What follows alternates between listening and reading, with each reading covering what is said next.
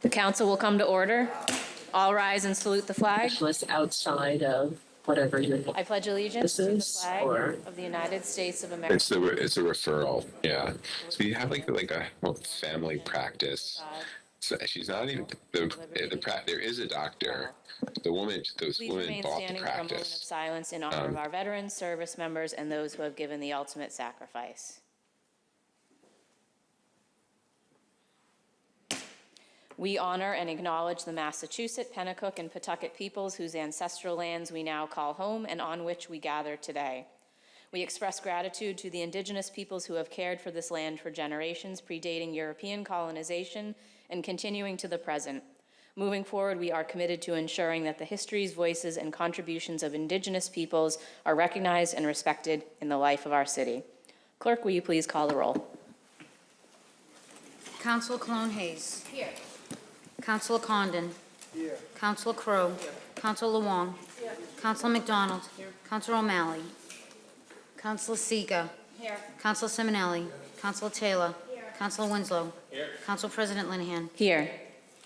Thank you very much. Now, under the provisions of the open meeting law, for those of you in attendance, please be informed that UMA Urban Media Arts will be recording this evening's meeting, so just be aware there will be audio and video recordings of tonight's meeting. We also have Brian DeLacy of Malden News Network recording. Is there anyone else present tonight who is recording in addition to UMA and Mr. DeLacy? Could you please identify yourself at this time, if so? Okay, thank you. Seeing none, we will move on to our next order of business. First order of business tonight is public comment. Public comment is allowed under council rules. Each speaker is limited to the subject matter relevant to this evening's agenda, and everyone must keep their comments to 2 minutes or less. Clerk, do we have anybody signed up for public comment in person or via email? We do not. Okay, thank you. Next order of business. Council will hold a public hearing on the petition to amend special permit granted to DMS Trinity LLC on behalf of Charles Street Realty Trust 2020, Roseanne J. Spinney, TRS. Paper 334-26 petition, DMS Trinity LLC, DBA Trinity Natural, seeking amendment to special permit application CMID 040598-2021 as granted by Council Paper 202-22, time extended by Council Paper 233-23, amended floor plan by Council Paper 75-25, now seeks to reissue the special permit and/or transfer the rights authorized by the special permit to a different entity at the property known as and numbered 36 Charles Street, Malden, Mass., also known by City Assessors Parcel ID number 062-239-910. Public hearing required. Okay, thank you. Attorney DeMarco, if it's all right with you, I'd actually like to invite our building commissioner to join us at the podium if Nelson Miller is present with us this evening. Is he not? Still at a site plan review meeting, so if you can buy a few minutes. Okay, that's no problem. Then, Mr. DeMarco, you have the floor. Please feel free to get us started. Thank you so much. Council President, members of the City Council, thank you very much for coming tonight to this hearing. I am here on behalf of my client, DMS Trinity LLC. We have met a few times on this client over the years, and I am here again for some changes that need to happen for my client to move forward. My client has done, frankly, a beautiful job on their property. We're going to go through a little presentation, give you a look at what's happened. They have invested quite a bit of their hard-earned monies. They have begun discussions and entered into an agreement with a partner, strategic partner. It would be a joint venture with this partner. They wish to have their special permit and their license, not something the license that you need to deal with tonight. It's not your purview, but the special permit is. And they'd like to amend it in order to be able to have this partner join with them in the project going forward. A special permit addresses issues having to do with property. When you granted the special permit originally, you made a determination that the benefits and the detriments, the balancing test that occurs with a special permit, weighed in favor of granting it. None of that has changed. Who gets the special permit is part of the licensing. Your job is to determine whether or not that property should have this business in it. and you did that. Tonight, we're asking a change to your special permit because you have a provision in there that says non-transferable. Now, here's the issue that occurred over these years. In summary, my clients have 2 locations. They have a location in Chelsea that we all talked about at the beginning to bring you back in history. And that location in Chelsea is open and operational and doing a wonderful business. The attorney in Chelsea, unfortunately, used the same LLC as you approved in Malden. Because they were moving forward with both at the same time, the permits were issued to the same LLC, the same corporate entity originally, okay? And when they did that, the licenses sat together with all the shareholders and all the permits, et cetera. If not for that, if they had opened up a separate LLC, and it was an interesting time. We were all at the very beginning of this statute. We were all trying to learn what it meant to have cannabis shops opening in our cities. But if not for that, if there had been 2 different LLCs, we would not be here tonight. We would have simply gone to the CLEC and said, we're bringing in some different ownership structures. We would have gone to CCC, different ownership structures. But we can't do that without your permission because the LLC is tied up with Chelsea. And so first we want to separate them out, 2 different LLCs, and then we're going to be changing the ownership structure a little bit to bring in these strategic partners. They are great people. They have gotten excellent reviews in Fitchburg. They built our site for us. They're contractors, so they built it for us. And we got to know them during that process, and we want to keep doing business with them. So we're here tonight to ask you to first change your ordinance so that we can move the special permit into this other LLC, and then we'll be working with the CLEC to change the ownership structure, okay? So let me take you through what's happened so far at the property so you get an idea of the investment thus far. There's a nice sign out front. There will be a change in name at some point, but we've got our sign and we're ready. Change in name should the licensing, et cetera, go through. And this is the interior. It stands ready for to get our final walkthroughs. We have a provisional license. This is the security system. There is the security age verification check-in counter. We are requesting that the name be changed to Beach House Cannabis. There is no request for any of the changes that protect the neighborhood. None of the 20 conditions except the transfer are being asked to change. Beach House Cannabis is an investor and a general contractor, like I said. They helped build the location. We will continue, DMS will continue to have financial interest. Beach House has done an amazing job at running their location. As a small business owner, we want to have partners that can help us to maximize this location. You all know about Benevolent Botanicals and the lawsuit, so there's currently no zoning ordinance specific to the cannabis that we used to have. So this actually falls back to your old and standard special permit provisions. So we're asking for that change. The planning board voted unanimously to recommend, as per the planning department's recommendations, that this stay, all 20 conditions stay, and that you put back on that preventing transfer so that you can have these discussions with us. Beach House is owned by the Ferrazzi family, Paul Ferrazzi and Casey Baker. Casey is here with us today, as are my clients who you've met several times, who have been running their location in Chelsea and have been working to get this one open. Ferrazzi family are owners of the Healing Center Cannabis Dispensary in Fitchburg for 5 years. They are licensed owners, marijuana establishment agents, in good standing with CCC. In Fitchburg, they have contributed $5,000 annually to nonprofits, and they are in full compliance with their community host agreement in Fitchburg. They have won Best Dispensary in the Sentinel Enterprise for 3 years in a row, and in the Worcester Telegram. And all of their employees, except for one, are residents of the city. These are all things that attracted us to them. Mr. Farazi owns a union electric company and is a licensed electrician and construction supervisor, and Mr. Baker is familiar with Malden. He's going to be the one who's around here the most as part of the joint venture. He's worked with Dom's, Hoff's, and Lamarca and Bricks. So he knows the businesses, he knows the community in Malden. These are great partners for us. The next steps, we would ask that after you approve us, and we hope you will, that we will then go on to meet with the CLEC, and we will talk to them. And after that, we will also be meeting with the city, because the mayor's office, because they have to do a new community host agreement. So this is one of 3 steps that need to occur.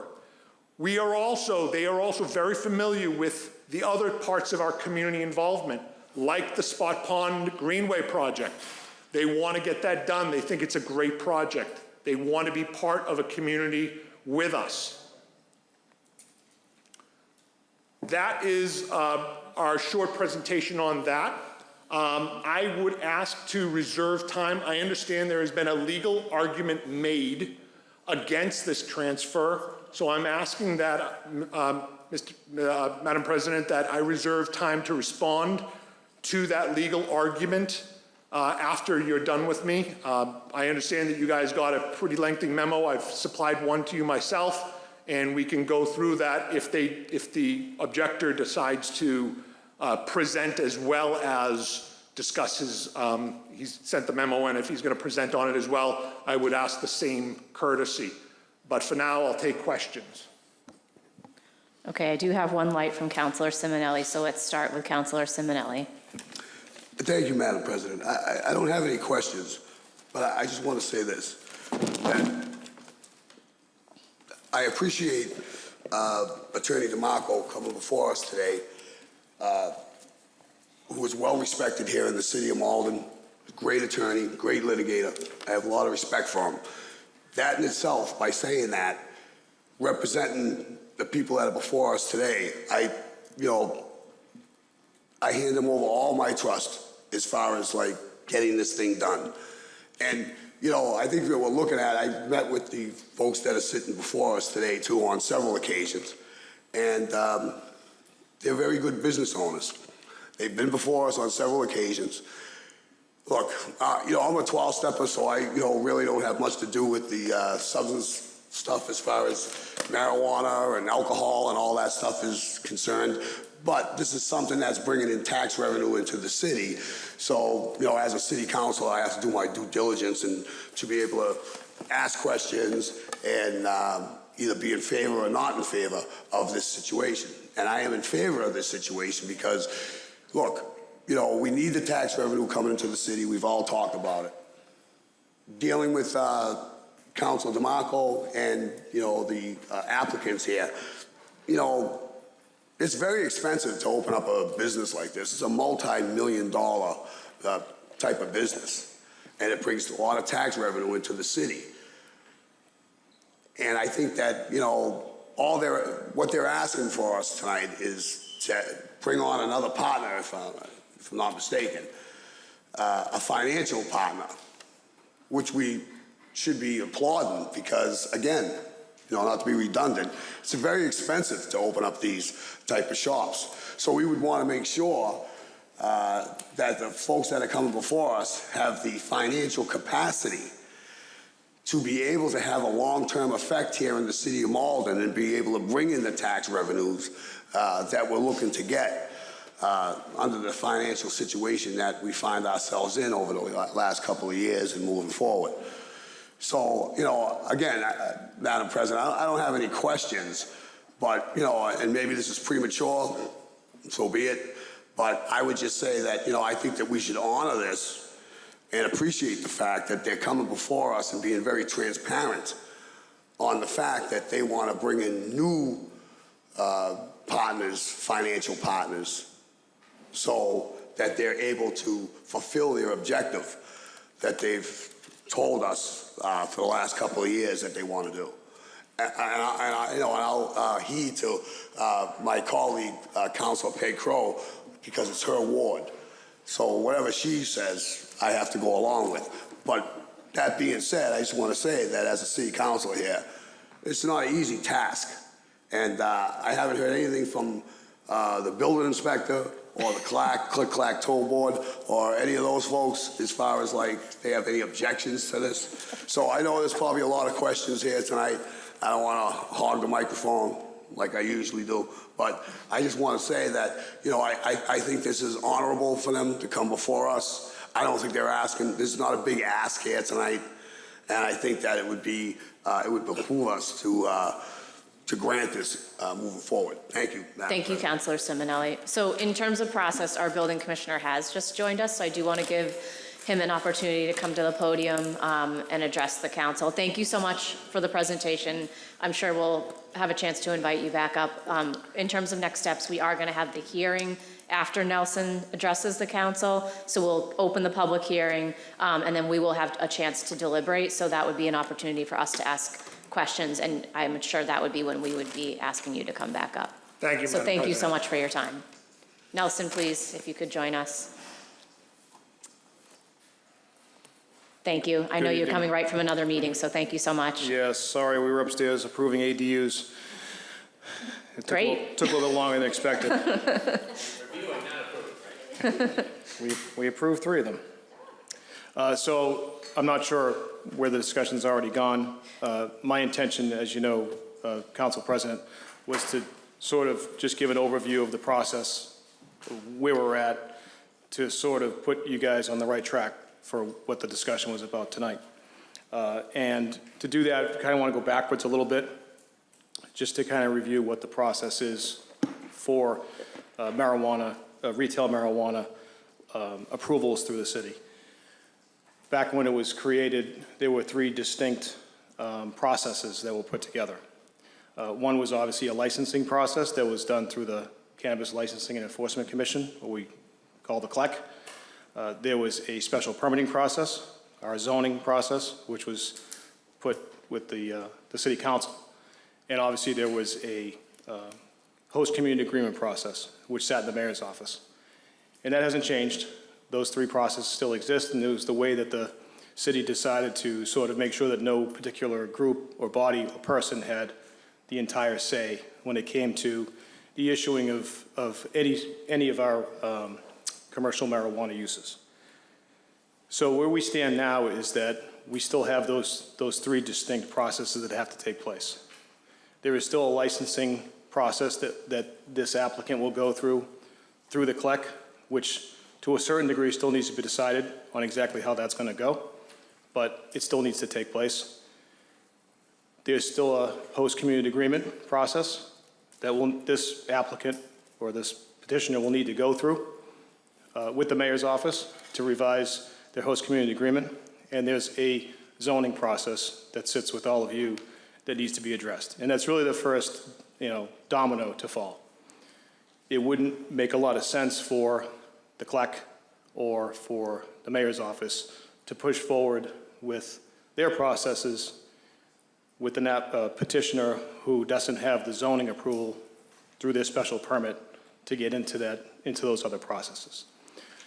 So the issue with the zoning at the moment is the fact that they have a special permit which has a condition in it which states that it's not transferable or assignable. Just so you're aware, those other 2 processes, the CLEC and the mayor's office, the products of those 2 processes have those same restrictions. So those restrictions also need to be addressed and changed. But the only one that you're really concerned with tonight is the fact that there's a special permit that has a condition written within it that says it can't be transferred and it can't be assigned. So the end result will really be, if you decide to allow this, it would be that special permit would get, there'd be a new special permit, that condition will be removed. The special permit would be assigned to the property, like all of our other special permits are, and the new owner would be listed on it. All of our other special permits work that way. So if I've been having discussions with a lot of you. And I've used 200 Exchange as an example because it's a big building. It has a bunch of special permits that Berkeley Investments have got over the years. If Berkeley Investments decides to sell that building tomorrow, they can do that. We would have no say in that. And whoever bought it would get those special permits along with it. That's essentially what you would be doing here. You'd be modifying this special permit so that it is then assigned to the property and not necessarily to the current owner of it. I know there's been a lot of discussion about a lot of other things, and maybe there'll be some discussion about that tonight, about the legality of the special permit and if it's expired, and if the licensing process is supposed to take place first or all. We can certainly discuss that if you'd like, or I can answer questions about that if you'd like. It's pretty involved. I can say confidently that the special permit that you are addressing tonight is valid. It is legally valid. So that question could be put aside. And that's it. Thank you so much. Do folks have questions for Nelson before we open the hearing? Okay, I see Councilor Cologne Hayes first. Thank you. I just want to clarify what you just said. This special permit is valid, meaning the special permit is placed on our docket valid? Could you explain a little bit more what you mean by that? There's been some question about the validity of their special permit because of the lack of it being recorded. The special permit has been acted upon. So the work, it has not been recorded, to my knowledge, unless it's been done within the last few days. The work under the special permit has been started and completed. So when it comes to our state zoning law, that constitutes exercising your rights under the special permit. So it is valid. It still should be recorded, and hopefully it will be, or it has been.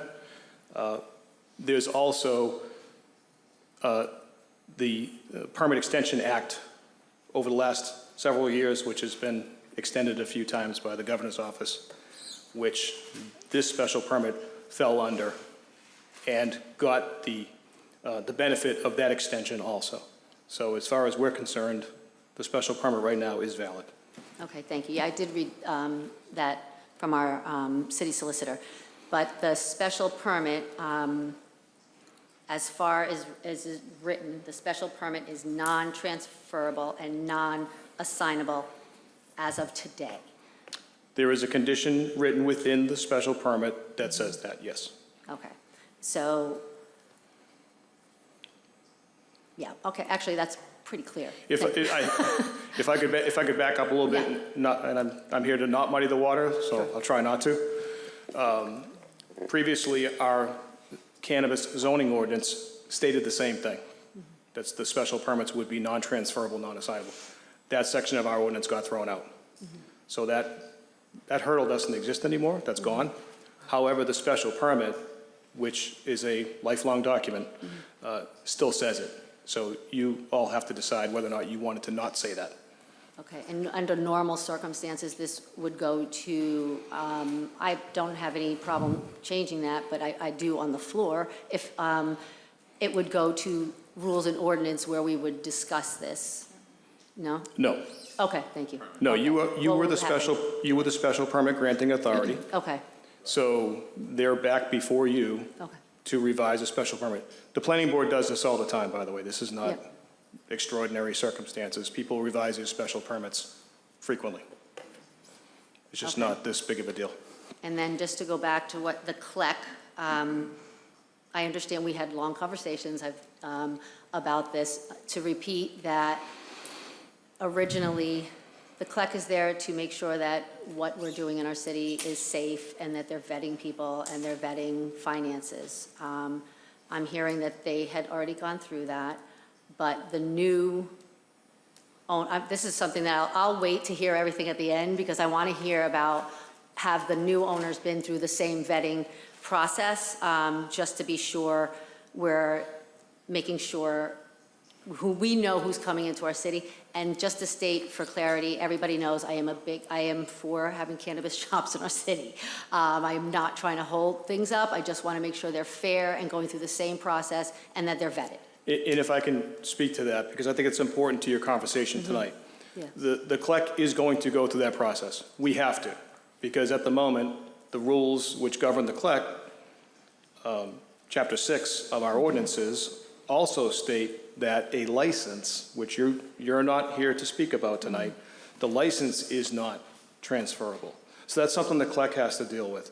Now, I'm a member of the CLEC, and we're going to have a meeting tonight, and we're going to discuss that. So I don't really feel comfortable about telling you what's going to, how that discussion is going to I go. see. But what I can tell you is that we are keenly aware of the fact that our process needs to be reviewed and at some point changed by all of you through our ordinances to make sure that we have a process in place and it's something that's repeatable down the road, because let's face it, the odds of this happening again are probably pretty good. Okay. And so no matter what happens tonight, you're still going to review it tomorrow in the CLEC?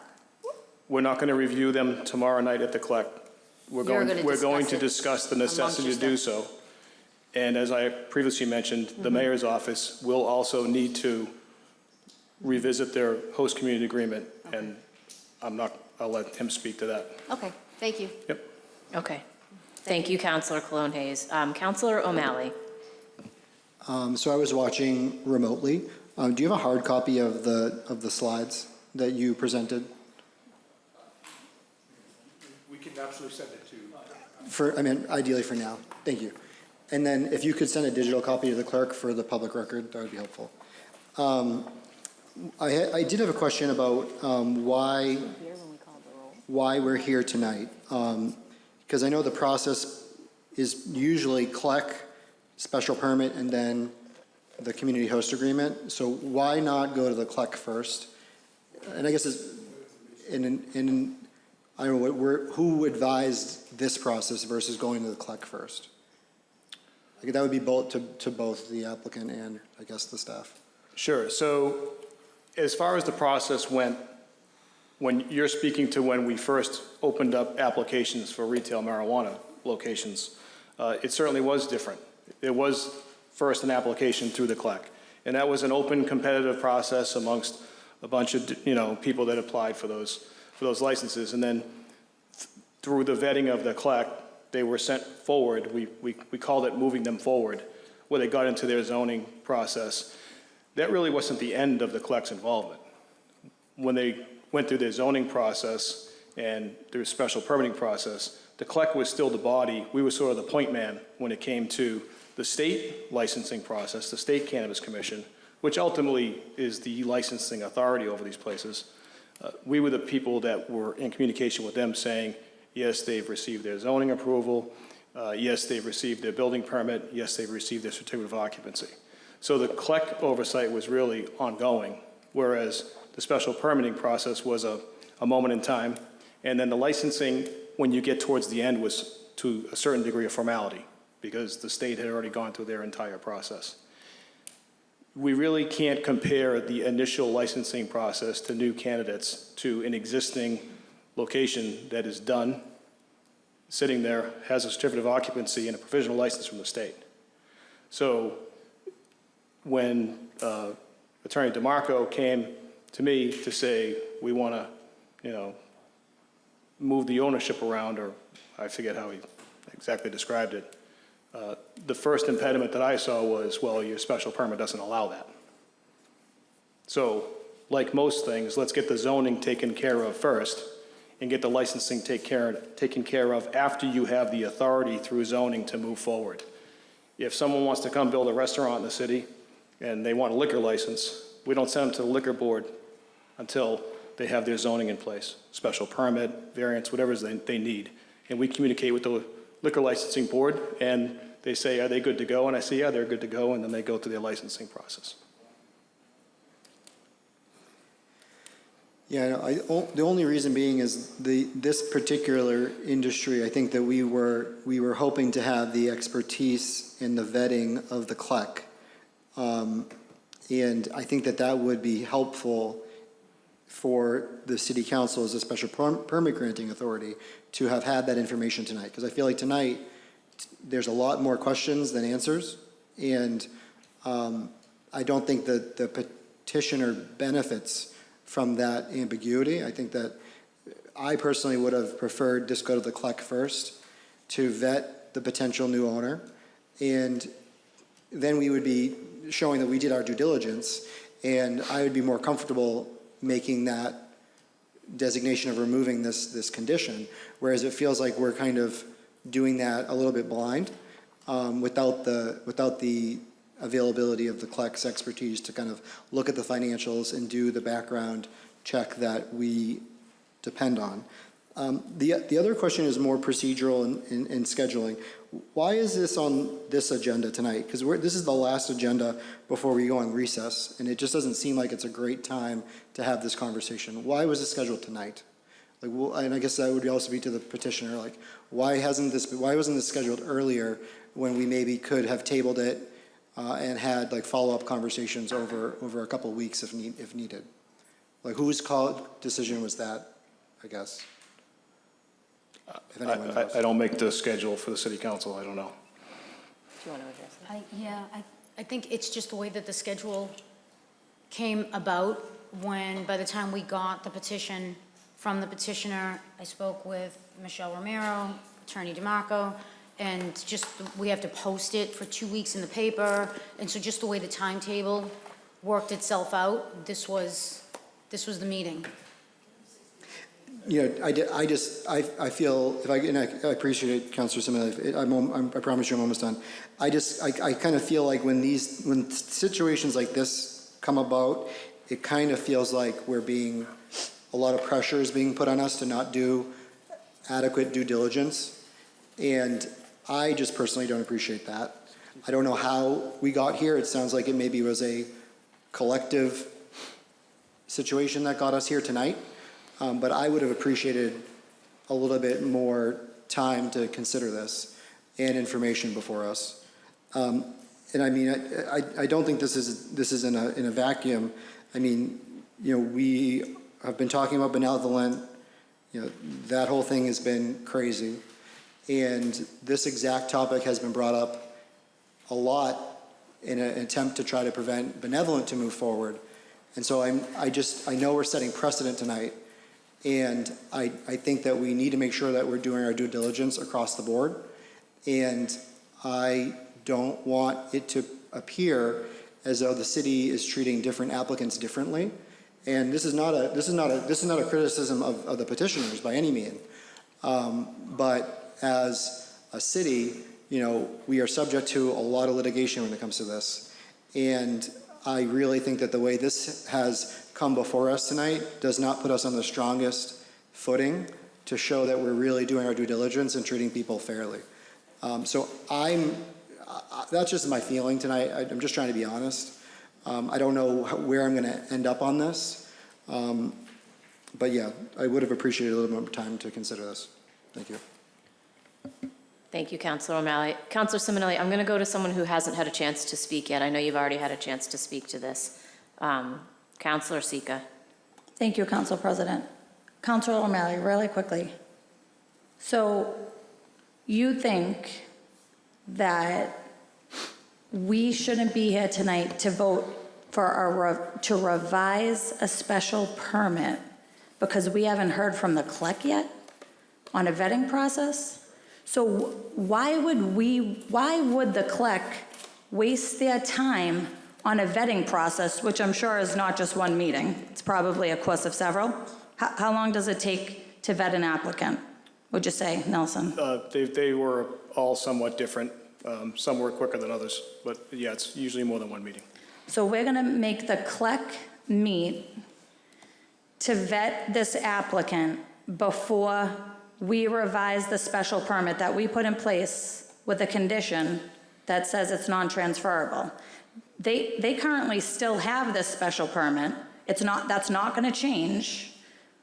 The only thing that is going to change tonight is we're going to allow the CLEC to vet the new applicant to join the team that's already been established.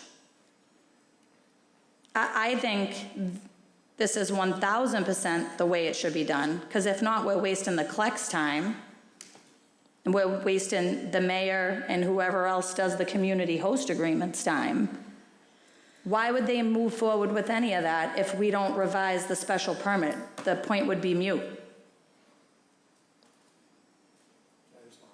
Oh, yes, sorry about that. I'm just trying to think, I'm not trying to attack you or anything. And I would ask, from a decorum perspective, if you could speak through the chair, just so it's not so adversarial. You're being great, I'm not saying it, but just in case. Clearly, I'm not if you want me to speak to the chair.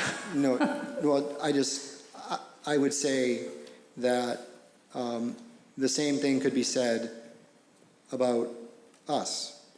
Why waste our time if the CLEC is not going to approve them? And the whole structure was to go through the CLEC first to vet the applicants. And I'm not saying that they need to go through the same rigorous process that the first-time applicants went through, but a basic due diligence of a background check and financials, I think would behoove us before we agree to transfer the permit to anyone. So what if, I'm just throwing this out there, Nelson, if we revised the special permit this evening to allow the CLEC to vet the applicant, you do that, then it goes to the mayor for the community host, then it goes to the cannabis control, tell me the process. Yeah, so then. Could we make it a condition or whatever, that it comes back before us when that's all done, and then we re-vote on an updated, I mean, I don't understand what benefits we would get from the CLEC vetting this person today, tomorrow, before we do this vote. I think, I'd like to hear Nelson am I actually answer that. Do you am I mind, Councilor overthinking Seacon? this? I actually would like to Yeah. hear that process. If you don't mind Yeah. just laying that out, I think it would be helpful for us to hear that. Yes, so as I said, and in a memo that you all received today, hopefully you all received it, the processes that need to change when it comes to the CLEC and when it comes to the host community agreement, some of those still need to be figured out, and there's some ordinances that may have to change with that. So as far as what exactly does the CLEC process look like, I really don't feel comfortable answering that, because I can't 100% say what that process will be, but I can tell you that they will have to go back through the CLEC for that vetting that we did with everybody else. And they will have to go back to the mayor for the host community agreement. And maybe that agreement looks exactly like it does now. I don't know. That's up to them to figure out. But both of those processes will still need to take place. And to speak a little bit about the process for the new applicants back when we started retail marijuana as opposed to now, this isn't really all that much different. When new applicants came back when we first opened up the application process, their first step was zoning compliance. Their first step was to come to me with their proposed location. And when they got their compliance for zoning, that their location fit, or they found out what their speed bumps were, well, then they moved on to the CLEC. That's not that much different than what we're doing now. We're getting zoning compliance taken care of, which is the city council, the special permit. And then once their zoning compliance is in order, they can move on to the rest of the process. CLEC approval, HCA, state, and we can't forget the state's involved in this. And the Cannabis Commission looks to us as a city to provide them the information that they need to ultimately issue a license. This location already has a provisional license. So they're right at the finish line of being able to open up. Can I still have the floor? Yes, of course. Thank you. So Nelson, so the process that we're trying to do this evening is not allowing this applicant to bypass the vetting process in this process. This is just, we're here tonight to say, yes, we're going to revise the special permit that we granted with the condition that the license non-be transferable. Correct. Okay? The state allows licenses to be transferable, so we should allow the licenses. To try to draw a comparison, if it makes it easier, Faces has special permits, which allows them to operate, allows them to brew beer, allows them to sell alcohol. They're not restricted to the Martinetti family. They are assigned to the property. So if Ron Hogan went and bought Faces next week, he would get, along with that building, all The those special special permit. permits to go with it. However, he would still have to go through his licensing process to get his liquor licenses to sell alcohol and to brew beer, which could be denied if, we found out Ron was part of the mafia, So by us removing, which is so by us, which is possible.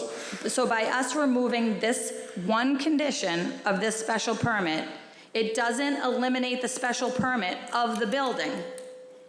It only eliminates the condition that it cannot be transferred. It changes the special permit to be assigned to the property as opposed to a particular owner, just like every other special permit. And the new applicant that is going on with the others that have already been on this application since day one is going to be fully vetted through the CLEC.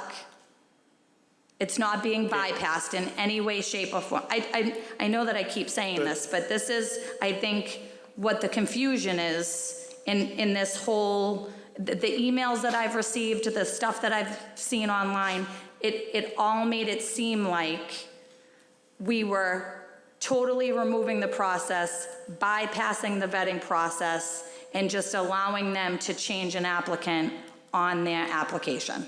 That is not what is happening here. Those other processes will still take place. Will still take place as soon as we vote to remove the condition from the special permit.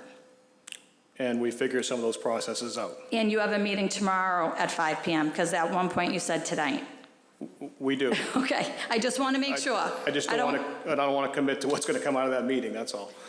I don't want to see anywhere that we had a special meeting tonight that was not posted, because at one point you did say this evening. So I just want to make sure we're all on the same page here. And with that, Council President, when ready, I make a motion that we revise the special permit to eliminate the condition of not to transfer. We have not even opened the hearing yet, but I have made a note of your motion. Thank you, Councilor Sika. We've been listening to this so long, I didn't realize. Yeah, and we have a lot of lights still on. I'm going to go to Councilor Winslow next. So, Nelson, so just in terms of building permits, that doesn't even have to be a special permit. So when someone comes in to the building department and applies for a building permit and you issue it, they have 2 years to start work. If they don't start that work, Keep going. oh, it's 1 year. So is it, so how much time do they 6 have months. to start? They have 6 months to Yeah. start work. Right. So if they don't start work in 6 months, that permit evaporates, right, basically, unless they get an extension. It can. Right. So in this instance, when the council approved a special permit, did they initiate work within 6 months? It's not the same rule for a special permit. Oh, okay, within the rule for a special permit? So it's within a year. Within a year. And to further confuse I that, have one, thank you. their special permits got issued at a time when the State Permit Extension Act was in place, Right. which extended them beyond those expiration dates. So So beyond- they so- never landed in a period where they were expired. So, I mean, I did look at the permits, the building permit database, and there's a heck of a lot of work that's been done out there. Lots and lots of permits. So, I mean, this is literally, I mean, when you see the pictures up there, they are literally, really, and with the certificate of occupancy, they're basically ready to open the door. It's just figuring out how to make the business model work at this point. So, but basically, they did all their diligence in working to get the building ready to be opened as a marijuana establishment. So it's just that other things have not, happened to actually them open up their doors or whatever, so they're figuring that out. Correct. So, all right. So, yeah, that was my only question. Great. Okay, thank you, Councilor Winslow. Councilor McDonald. Yeah, thank you, Chair. I just had a few questions to the building commissioner. Nelson, is there any reason that we couldn't make a change to this permit contingent on the CLEC's approval of the new operator? You can add anything you want as a condition to a special permit. I just think that's something for us to consider, so it would make it clear that. I'd be more comfortable with Ally answering that question than Sure. me, but-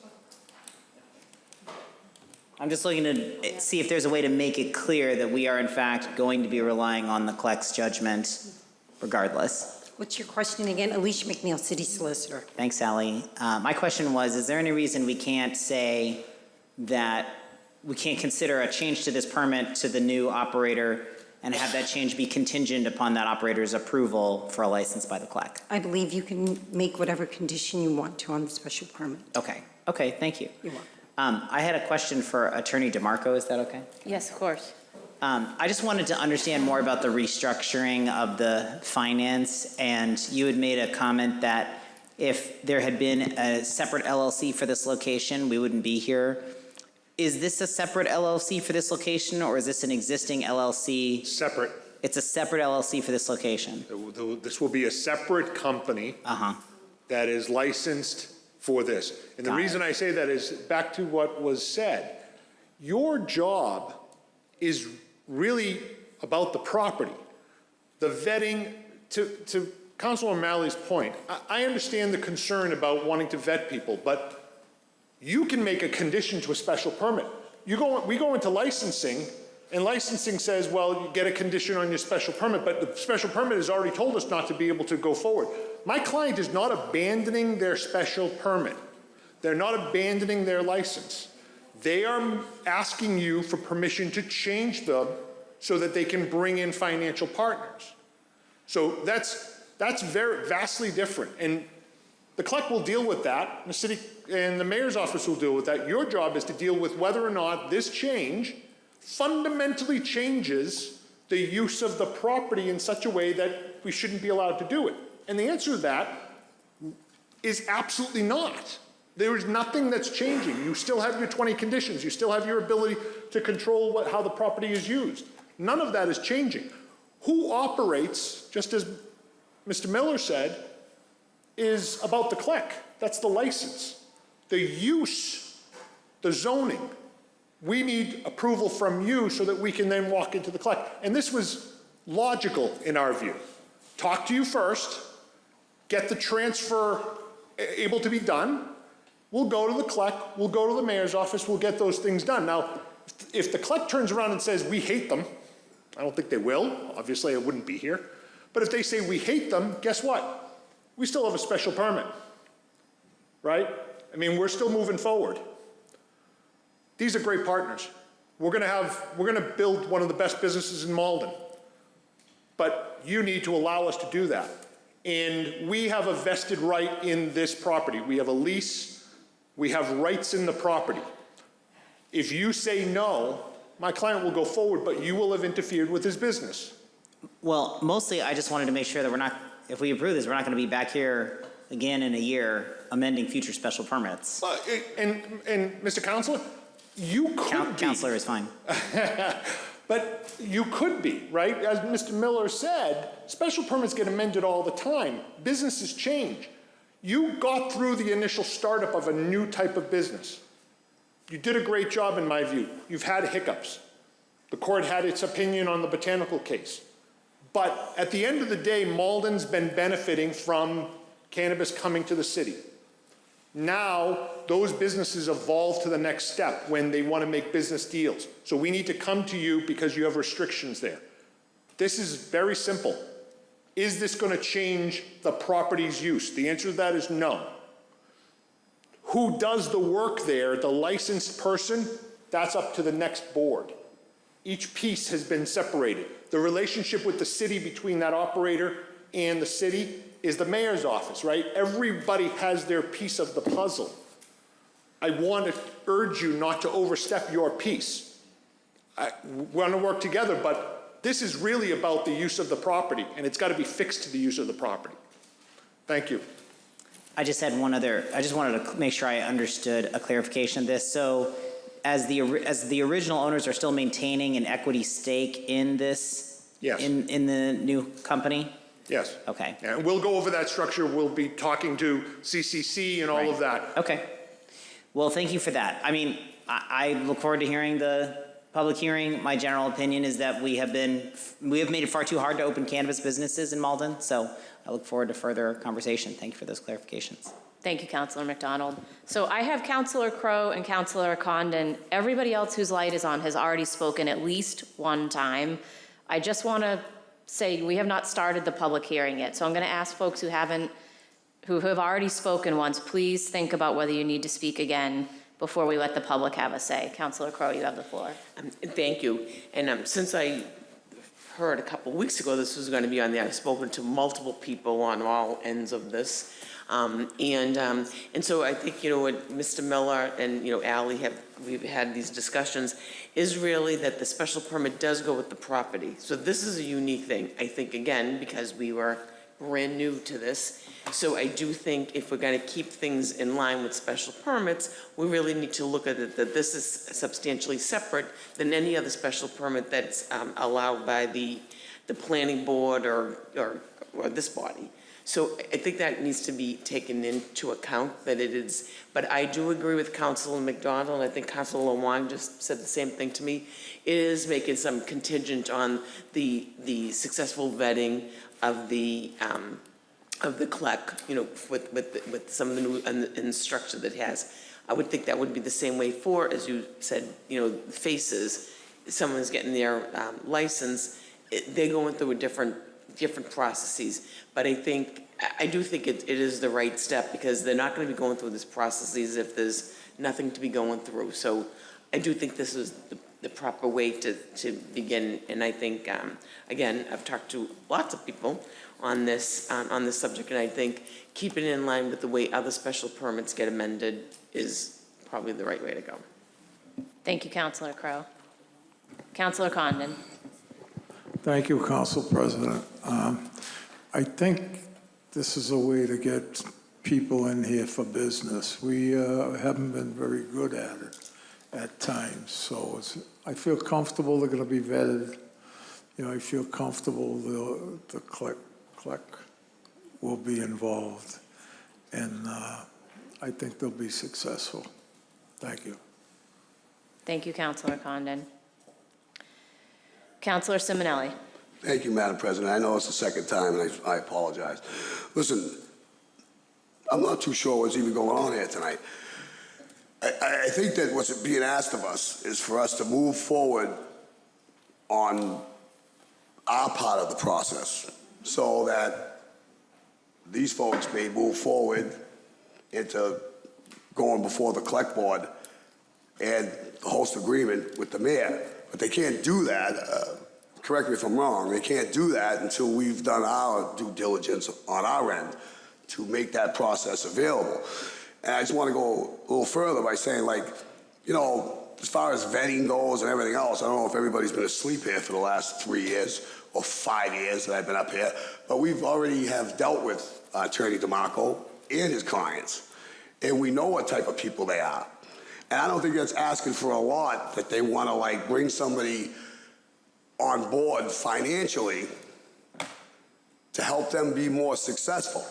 I think if nothing has taught us here, and maybe our city solicitor's office can talk more about this, but I think we've already been spanked already, if I'm not mistaken, on the restrictions that we've put on prior to this. So I really don't know what we're doing here tonight, and I don't know if it's grandstanding on some folks.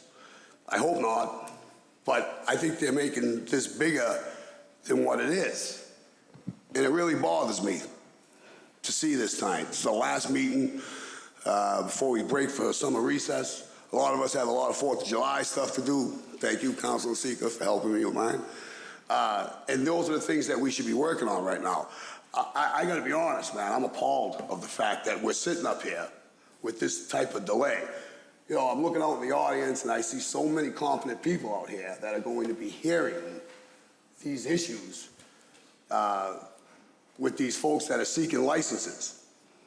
The same group of people will sit up here and say for the last 5 years, correct me if I'm wrong, how we need all this revenue.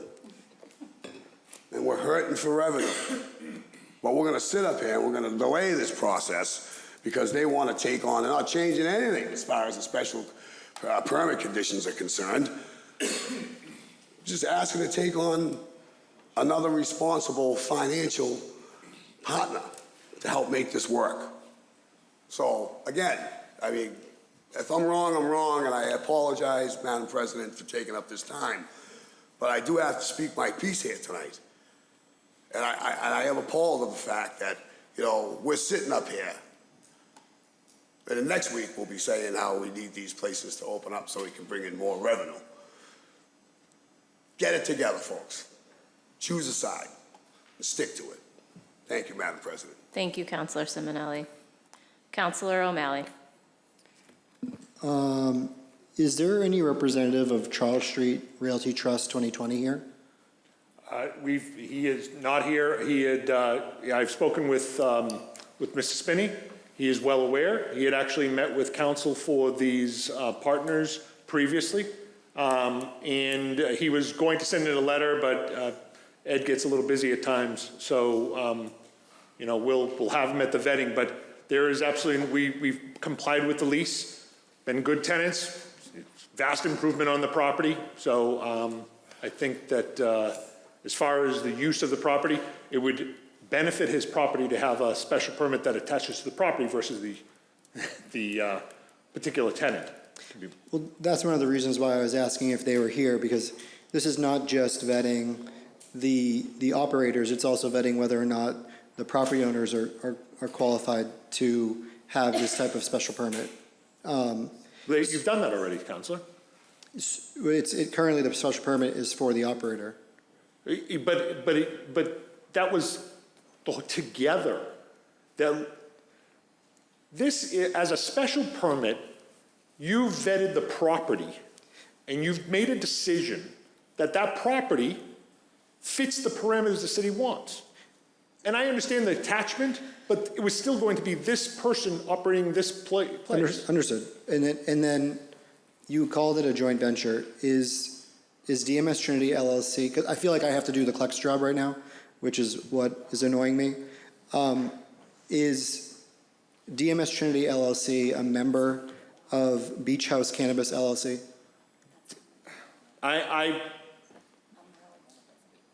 The ownership structure of Beach House will involve the owners of DMS. I'm not going to go further than that because I find that it's improper to get into CLEC issues in front of the city council. Those are two different pieces, and I'd really like to stick to the issues that are with us. And I'm prepared to present it when we finally get the hearing open. Yeah, and two last questions. Is there an operating agreement that's already been? There is an agreement in place that we have that has been signed between the parties. The operating agreement of Beach House has, yes, there is an operating agreement for Beach House. I mean, that's every LLC needs an operating agreement. And who's the managing member? The public knowledge on the website is the way it works. Casey is going to be running that LLC, and Dennis Pignoni will be also operating managing the company. So these two individuals are here. They are going to be a partner with us, but we're going to discuss that with the CLEC. Understood. Thank you. Okay, thank you, Councilor O'Malley. Mr. Hogan, did you have something to add? Yeah, can I just clarify? I know Yes. Nelson mentioned early on, but I think it got lost a little bit in the discussion that currently the ordinance that dictates the responsibilities and the powers of the Cannabis Licensing Enforcement Commission doesn't allow us to transfer this license. So I know there's a lot of discussion about, and Council, you just mentioned you were annoyed that it hadn't come before the CLEC first. Well, they can't. We don't have the power without you amending the ordinance to allow a license to be transferred in addition to removing this piece of the special permit.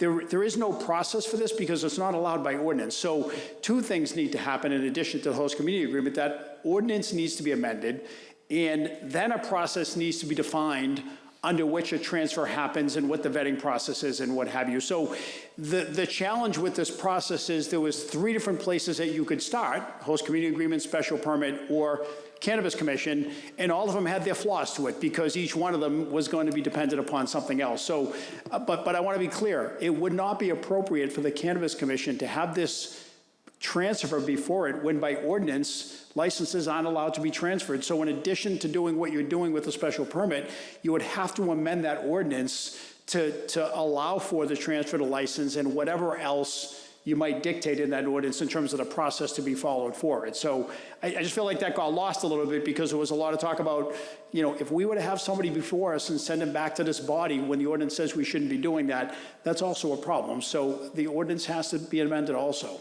I'm sorry to add one more step to it, but it's really very clear. It doesn't allow us to transfer it. So thank you. Thank you. Is everybody clear on that? Any further questions before we open the hearing? Okay, great. At this time, I will declare the public hearing open. Anyone wishing to speak in favor of this petition, please come forward to the podium and state your name and address for the record.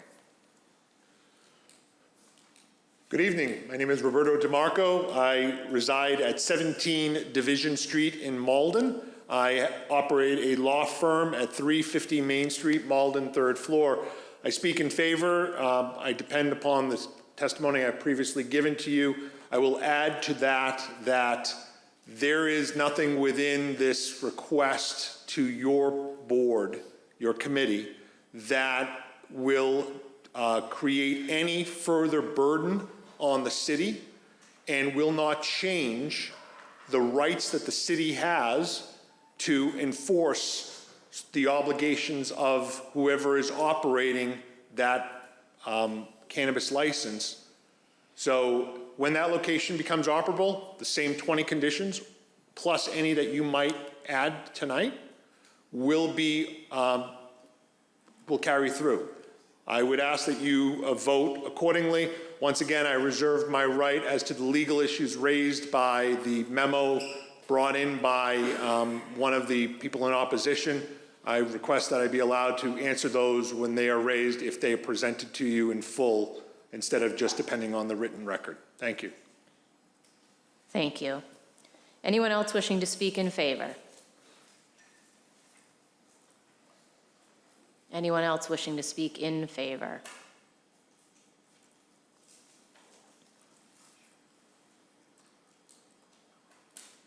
Do we have anything we need to read? To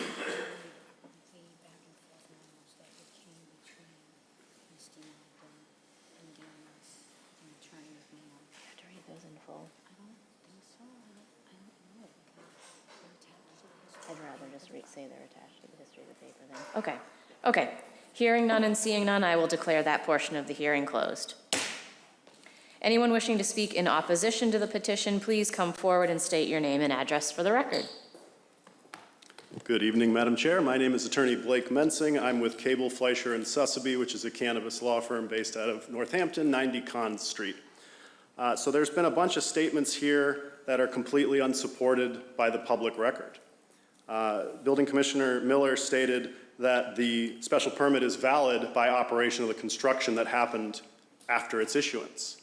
The letter from the City Council that says you've been awarded a special permit contains very clear instructions on what the applicant is supposed to do after they get it. And unless the applicant here can show us the book and page where any of those special permits were recorded, there's nothing to assign. I also just want to say I couldn't be more pro-cannabis. I've been a cannabis attorney for years. I've owned multiple cannabis dispensaries. I think it's a delightful plant. So I'm not anti-anyone, but I am pro-process. And MGL Chapter 40A, Section 11, says on its face, a special permit takes no legal force in effect unless it's recorded. So you cannot just declare that a special permit took legal effect without following the statute that governs it. No one's addressed that. So in the absence of a book and page of any of those special permits or the extension being recorded, you don't have the legal power to extend or amend anything. It never took legal force. In addition, there's a timeline under Chapter 40A, Section 9 that says you have to have, substantial use commenced, predicated on a validly recorded special permit. So the fact they built it out is a mistake by the building commissioner, not the applicant, not the city, just the building commissioner. So what he should have done before issuing that first building permit was check that it was recorded. That's not new. There's been talk, there's a term of art here calling a special permit typically runs with the land. It runs with the land precisely because you can go to the registry of deeds and see where it was recorded. That's when you can buy that right. Until it's recorded, there is no right. So we can't ignore Chapter 40A because other things have happened in the city. Beach House has never gone through CLEC, as we know. I think there would be a permissible avenue to condition the amendment of a invalid, not legally enforced permit. If you wanted to go that route, to say CLEC had to go first. The entity and the folks that made up DMS Trinity that went before CLEC is not the same entity that sits there today. There's an independent obligation that starts when the provisional license is issued by the Cannabis Control Commission, that you have to go through changes of ownership and control to change your cap table. The slides from the CLEC presentation by DMS Trinity shows a bunch of people who aren't involved in the entity anymore. I think the CCC is going to have an issue with that because they already changed control. That seems to have happened after the provisional license was issued. We have the third amended operating agreement that came in that differs substantially from the humans that were vetted by CLEC. I think also the fact that the CLEC vetted an original group and said you met the financial standards, and then clearly they didn't by seeking financial and operational partners, I think is an indictment of the CLEC's original process. So there's been a couple statements that this is not a big ask and that they're being very transparent. Yeah, they are being very transparent. They're being very transparent that they want their own set of rules to apply to them. There's a prescribed set of processes in order that has to happen by an ordinance that the land court case in Benevolent Botanicals didn't touch. So the reliance on that case to say let's circumvent the zoning law, it didn't touch the general's ordinance on cannabis or the CLEC's approval power or its role in this process, because explicitly the land court judge said we can only touch zoning ordinances. So the citation of that case is a red herring. That's not a real argument. In addition, the HCA specifically says you have to let the city know if you're going to have a change of ownership. They've already consummated a change of ownership. They violated their host community agreement. Mr. Hogan from the CLEC said that they couldn't have gone to the state. He doesn't know what he's talking about. That's simply incorrect. The CCC should have been involved in this process already. I have an outstanding public records request pending with the Commission's record access officer to provide me with a copy of any change of control application. My suspicion is it hasn't been filed yet. This is ultimately what happens when you use attorneys who might be locally known but don't do cannabis all day every day. I've lived and breathed these regulations since 2017 when they were first put on paper. They're not being followed here, nor are the city's ordinances that are in place being followed here.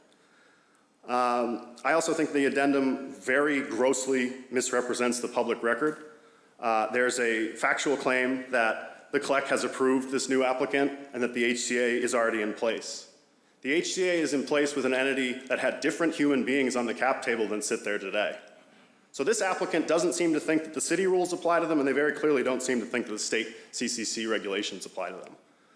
So what you'd be doing by granting this quote-unquote simple amendment is to ignore that 40A Section 11 wasn't followed. That's a very simple statute. It just says it has to be recorded to take effect. How are we glossing over that? Where's the argument? Where's the book and page? Show me at the registry where it's recorded, and I'll sit down and go home. I also think there's an incredibly big issue with the notification provisions in the host community agreement, saying you come to the city to amend that host community agreement before you make a change of control. Every single thing they've done in this record that I've reviewed has been out of order. And what they're trying to do, I think, is get to you before you go on vacation and relying on some other city issues that happened with Benevolent Botanicals, which really isn't relevant. The general ordinance stands. You can't ignore the CLEC's role.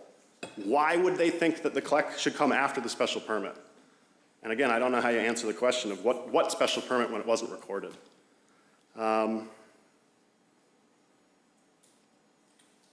Right. I mean, again, just if you look at the public records of who's on Beach House, I think you noticed Attorney DeMarco's evasive answer about who's on the cap table. He actually misrepresented something to you tonight. He said that Dennis was on the Secretary of State's records that he'd be one of the business owners. Well, here's the record here from the Secretary of State. It only lists Paul Ferrazzi and Casey Baker. This is a public record. I can verify everything that I put in my letter with a citation to a direct publicly available source. Every other representation and every bit of frustration is misplaced. You have to follow the law, whether you like to or not. And if you do go ahead and amend a special permit that's not currently in force, I think there's a very strong likelihood that people will appeal it. Again, back to that notice when the first special permit was issued. You have to get a certificate from the city clerk saying no one appealed it so you can have it recorded at the registry. The applicant didn't do that. We can't jump out of order now just because they got, I think, very bad and incorrect advice from Building Commissioner Miller, as well as their attorney. If you have any questions, I'm happy to answer them.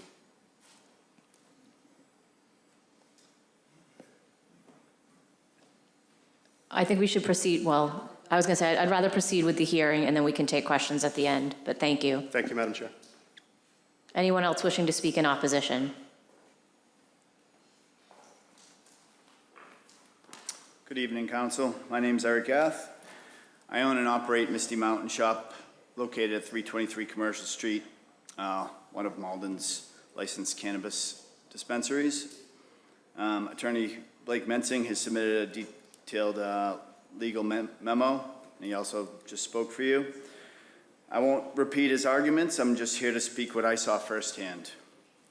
I went through this exact process, and I want you to understand what this petition is really asking you to undo. When I applied, the CLEC didn't just approve a location. It vetted me. My application ran over 600 pages, a business plan, standard operating procedures, the resumes of my operations team, and financials proving I could actually build and run Misty. The CLEC vets people, their experience, their finances, their character, and their commitment to Malden. That competitive vetting is the entire foundation of how a cannabis license happens in the city. DMS Trinity went through that same vetting, and they won it on the strength of who they were. The city was told this was a woman-owned business led by Mary Susan Blout, with minority and LGBTQ members and a survivor of the Boston Marathon bombing. They committed $800,000 of their own money and made promises about hiring, scholarships, and supporting addiction services. This is the application the city approved, but that is not what stands before you tonight. The state provisional license issued in December lists Dennis Pinone dos Santos as 90.5% owner, with no one else named. And now they want to hand everything over to Beach House Cannabis, a new entity run by people the CLEC has never vetted. The equity, the local ownership, and the people who earn this, they don't transfer with the assets. And they're not even listed as owners on the Secretary of State website. The city has already said no to this. When DMS Trinity applied to transfer the permit to Beach House, your own building commissioner, Nelson Miller, denied it because the special permit is non-transferable. So they've come back with a new request. Delete the condition that stopped them so the transfer can go through. They're asking you to remove the one rule that blocks this in order to allow the very thing that rule exists to prevent. And that condition isn't yours to waive because the ordinance makes it mandatory on every cannabis permit. I suspect the real reason this is being rushed is the benevolent botanicals decision, a belief that it opened a loophole. It did not. The judge struck the zoning section, 1212-190 in its entirety. But the reason for that was the buffer zones are too restrictive, not that it's non-transferable. Nothing to do with who may hold the license. She didn't touch 6870, the licensing ordinance that creates the CLEC and governs who qualifies. That framework is fully intact. The right response to a struck zoning section is for this council to revise it properly, as the Rules and Ordinance Committee is already doing. Not to rush an unvetted transfer through a side door while everyone waits to see what the new rules say. The CLEC itself doesn't even take this matter up until tomorrow. If Beach House Cannabis wants to operate in Malden, they should do exactly what DMS Trinity and the rest of us did. Apply to the CLEC, sit for an interview, then earn their own new special permit, sign their own new host community agreement. That process applied to all of us, and it should apply to them. For these reasons, and for the reasons in Attorney Mensing's memo, I respectfully ask the council to deny this petition. Thank you. Thank you. Anyone else wishing to speak in opposition to the petition tonight? Anyone else wishing to speak in opposition? Clerk, can you summarize what we received by, oh, so sorry. Yeah, hi, I'm Christopher Dreyer, from Malden, Mountain Ave. I'll be brief. I know that the state has permitted cannabis dispensaries, and Malden has a supportive business model for cannabis dispensaries. I draw a distinction with the dispensary model and its benefit to the community. I personally don't agree with the use of marijuana as a beneficial product for the community. And I think that the distinction with marijuana and hemp, while it's both cannabis sativa, I think under the 2018 Farm Bill, hemp is a legal product to be considered cultivated under federal legislation, and recreational use of hemp is very minimal. Although there is CBD oil that can be cultivated, I just don't see it as a benefit to the community. That's just basically what I'm trying to say. Even though there's tax revenue that can be generated, it's... Are you opposing this specific petition that we're hearing tonight? Yes, and others that would be related, yes. Okay, I just want to make sure you're clear that the hearing tonight is specifically about this petition, this location, not cannabis in general. Both, yes. I think it shouldn't be in this community. Thanks. Okay, thank you. Anyone else wishing to speak in opposition to this petition? Come on up to the podium. Name and address for the record. I'd like to apologize for my appearance. I understand this isn't the best look to come in and speak in front of people like y'all. That's no problem. I apologize for that. I'm very sorry. I'm new to this community, and I just want to say that this guy right here, Paul, you ain't looked up or listened to nor one person who was sitting here. You've been looking down, and I don't know why you don't take people in this community seriously. I've heard about you, and I know what you do. Wait. I'll see you. I'll see you. Real close. Okay. You okay? Okay, folks, sorry about that. Yeah, I just want to make sure we have a summary of what was sent in by email, because there are some things that we're going to attach to the agenda as well. Everything that was sent in through email has been expressed verbally by the members of the community that are here tonight. Okay. 3. We had 2 that were in opposition, and that one was in favor, and they were from Attorney DeMarco, Attorney Mensing, and Mr. Gath of Misty Mountain. The same people that we heard from speak directly tonight, almost exactly what they said in their letters. Okay, thank you. And the letters are attached to the history of these papers for public viewing. Okay, great. So for anyone watching, click through the agenda, you can see all those attached to this item. Thank you. Okay, so seeing no one else wishing to speak in favor or in opposition, I will declare that final portion of the hearing closed. We can now move into council deliberation, including hearing from our city staff if folks have questions.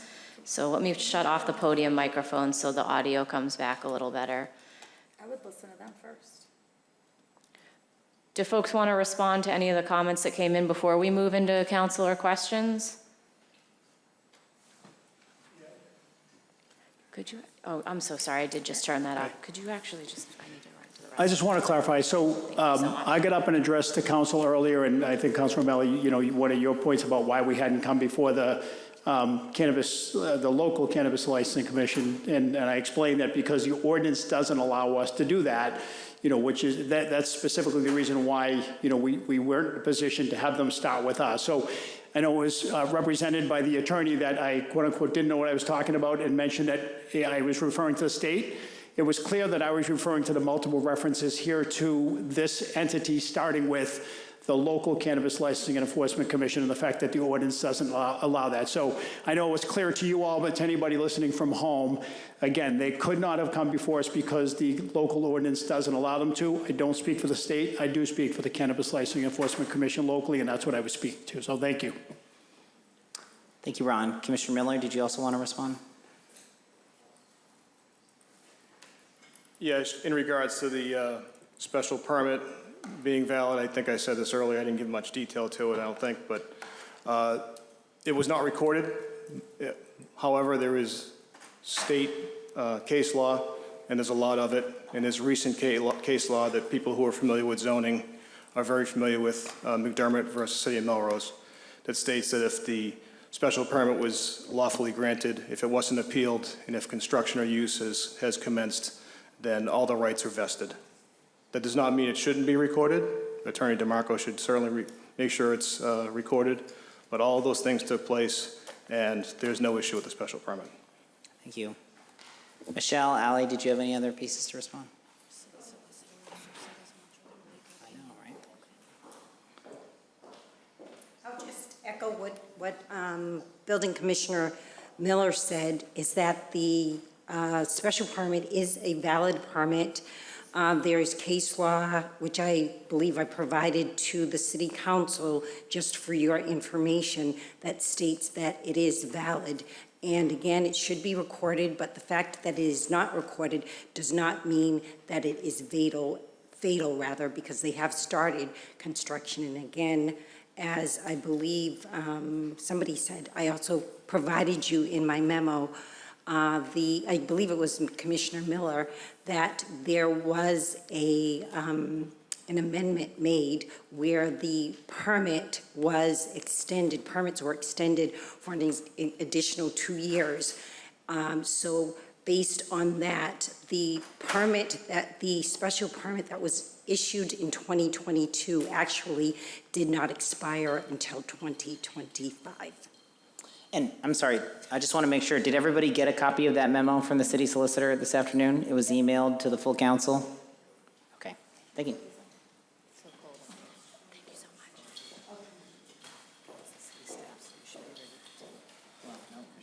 One more, okay. Hi, Michelle Romero, City Planner, thank you. I just wanted to note, you should have also received a copy of the Planning Board report and recommendation, just to make sure you're considering that as part of the public record as well. I didn't speak in favor, even though I'm here for the Planning Board, and the Planning Board recommendation is in favor of. Yes, of course. Is there anything else that you wanted to add to that, Michelle? No, I was just going to say, the Planning Board recommendation is in favor of reissuing the special permit to the new entity. There already is a condition that requires, prior to certificate of occupancy issuance, all approvals are obtained from the State Cannabis Control Commission, from our local CLEC, as well as any that might be required of the Board of Health. So that's already in as a condition.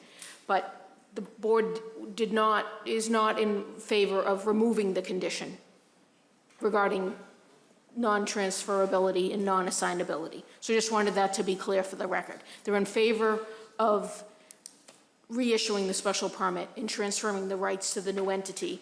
They're not in favor of removing that condition. Okay, thank you. Thank you. Okay. You have a question for Michelle. Okay, Councilor O'Malley. The condition of the non-transferability, is that unique to marijuana cannabis permits, or is that something that's common for other special permits? I wouldn't say it's common. It has been in other special permits, most recently in the Malden Hospital redevelopment special permit. Thank you. There is a condition that's specific to Tufts and Acadia Healthcare or its affiliates Thank you. exercising those rights. So that's the most recent example. There are a few others further back. Okay. It's not typical, but it is occasionally done. Thank you. Okay, thank you, Councilor O'Malley. Councilor Clone Hayes. Thank you. Could you just state, I'm sorry, Mr. Romero,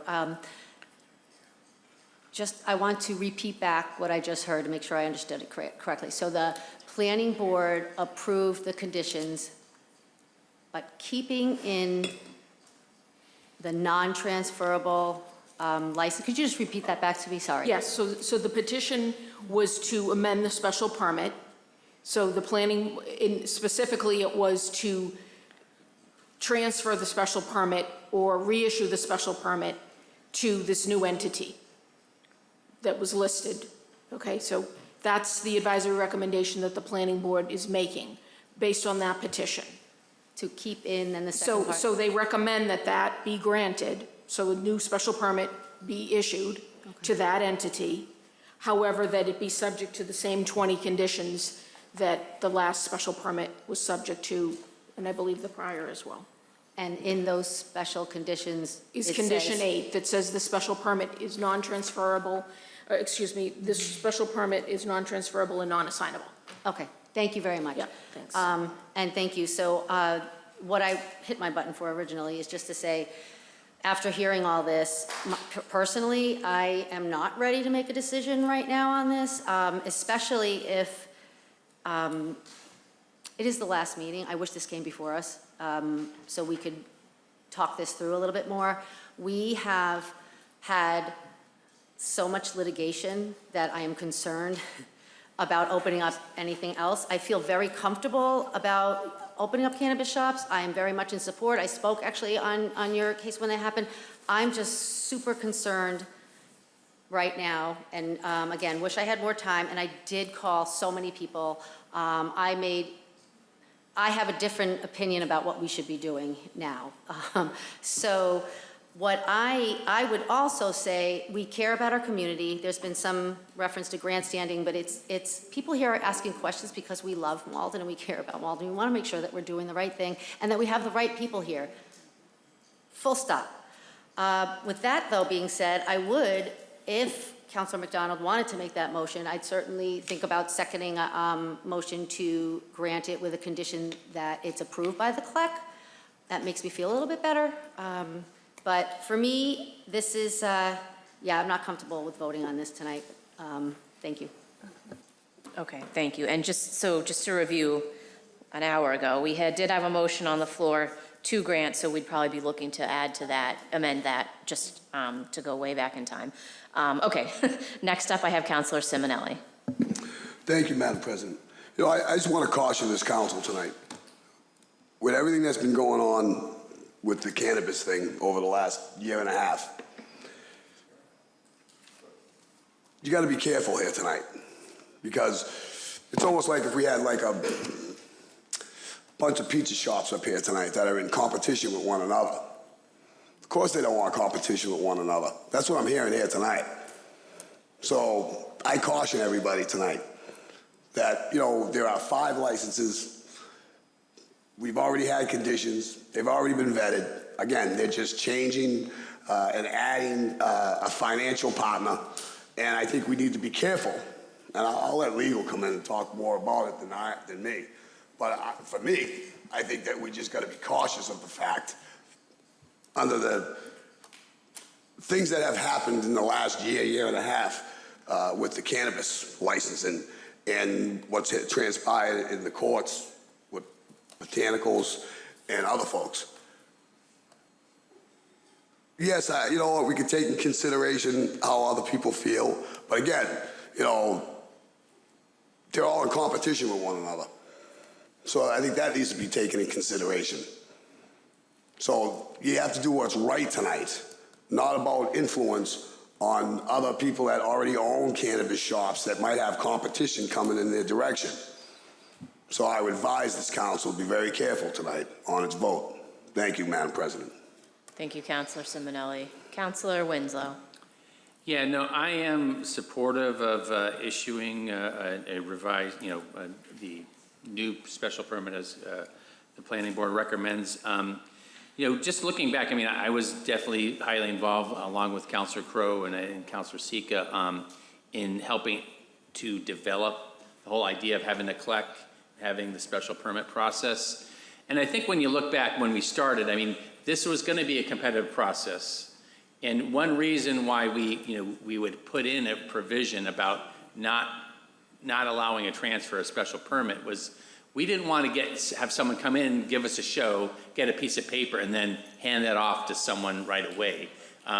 or hold on to it. I mean, you know, I remember when I worked on the River's Edge project down here, we were very concerned when we were doing an RFP process for that about having someone come in and you know, often big investors buy up, you know, land to sit on them for speculation. We didn't want people coming in, you know, buying the piece of paper and not investing. And what I see here is that now that it's been a few years, we see a entity that has invested. I mean, they're basically done everything they need to do to get ready.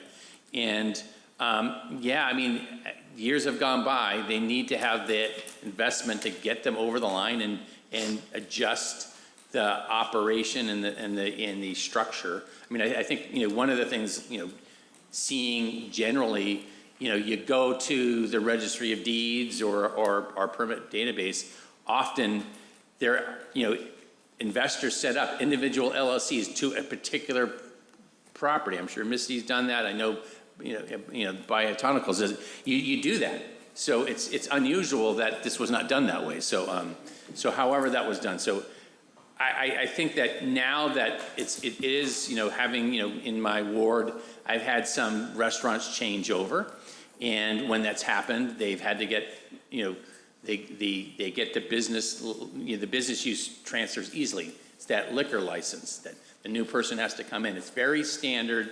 The whole purpose of the CLEC, the CLEC, was to really be the liquor license equivalent to the liquor board, you know, for the cannabis. So the whole purpose was that they are the vetting of the operator. And, you know, the special permitting is to really take into account the impact on the neighborhood. So the special permit, you know, we got 20 conditions here, but this has been a couple times to the council already. I don't really think we have much justification to say, to say there's any, we haven't vetted this as a council and the neighborhood supporters. So I favor issuing the permit, and I would vote in support of it. Thank you. Great. Thank you, Councilor Winslow. Councilor O'Malley. Yeah, just my last question would be for legal. I just was wondering what legal's involvement was in this order of things, in not going to CLEC first, but coming to the city council first. And then second, I know, I'm assuming we have not appealed the clarified judgment in benevolent. And if we have not appealed the clarified judgment, when does the appeal period end? So to your first question, legal would have no involvement whatsoever in how this process went forward. Legal's involvement was to advise the city council after I received the memo, and that was it. Secondly, as it relates to, should I be talking about benevolent? Is that relevant? I don't think we can, to be honest with you. It's referenced in this application, and it's been mentioned many times tonight. I would like to know if we've appealed the benevolent clarified judgment and when the appeal period lapses. We cannot have a legal update on that case I understand what you're saying. That's public record. The question isn't whether it's public record, it's whether it's topical to what we're being discussed on the agenda. It's mentioned in the presentation.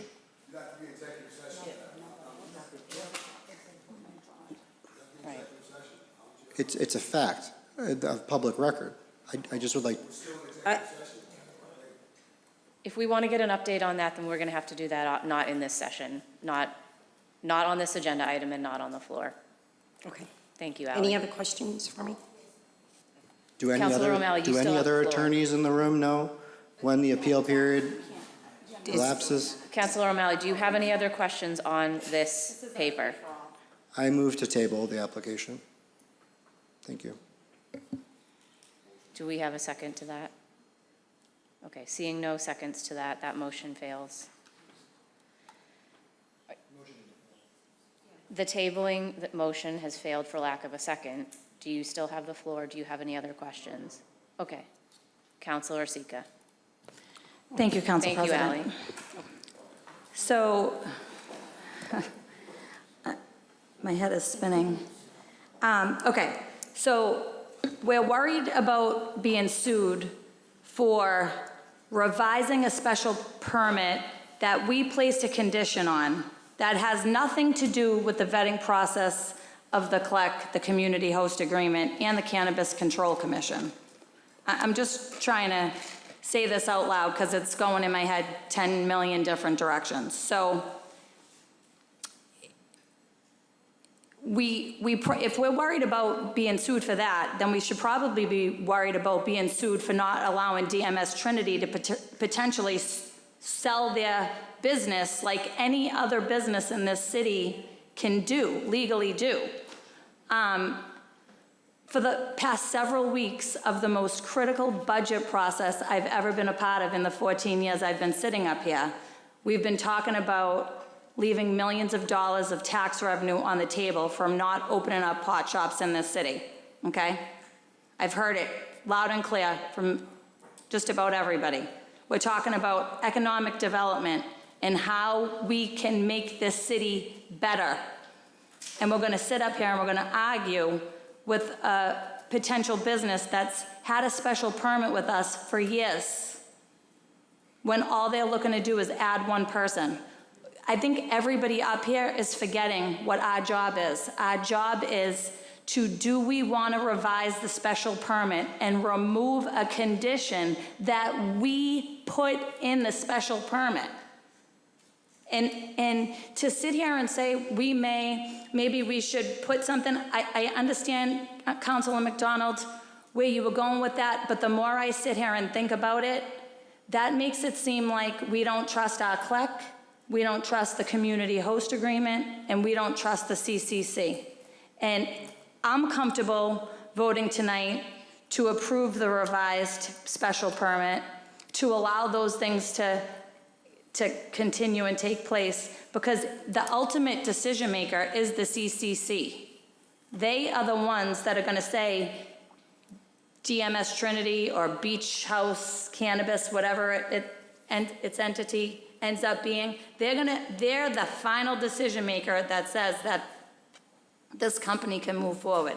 We're only here right now, and I think everybody's forgetting it, to discuss the special permit that we put in place, that we decided we wanted to be the special permit granting authority of. I did not want to be this person, but here we are, all these years later.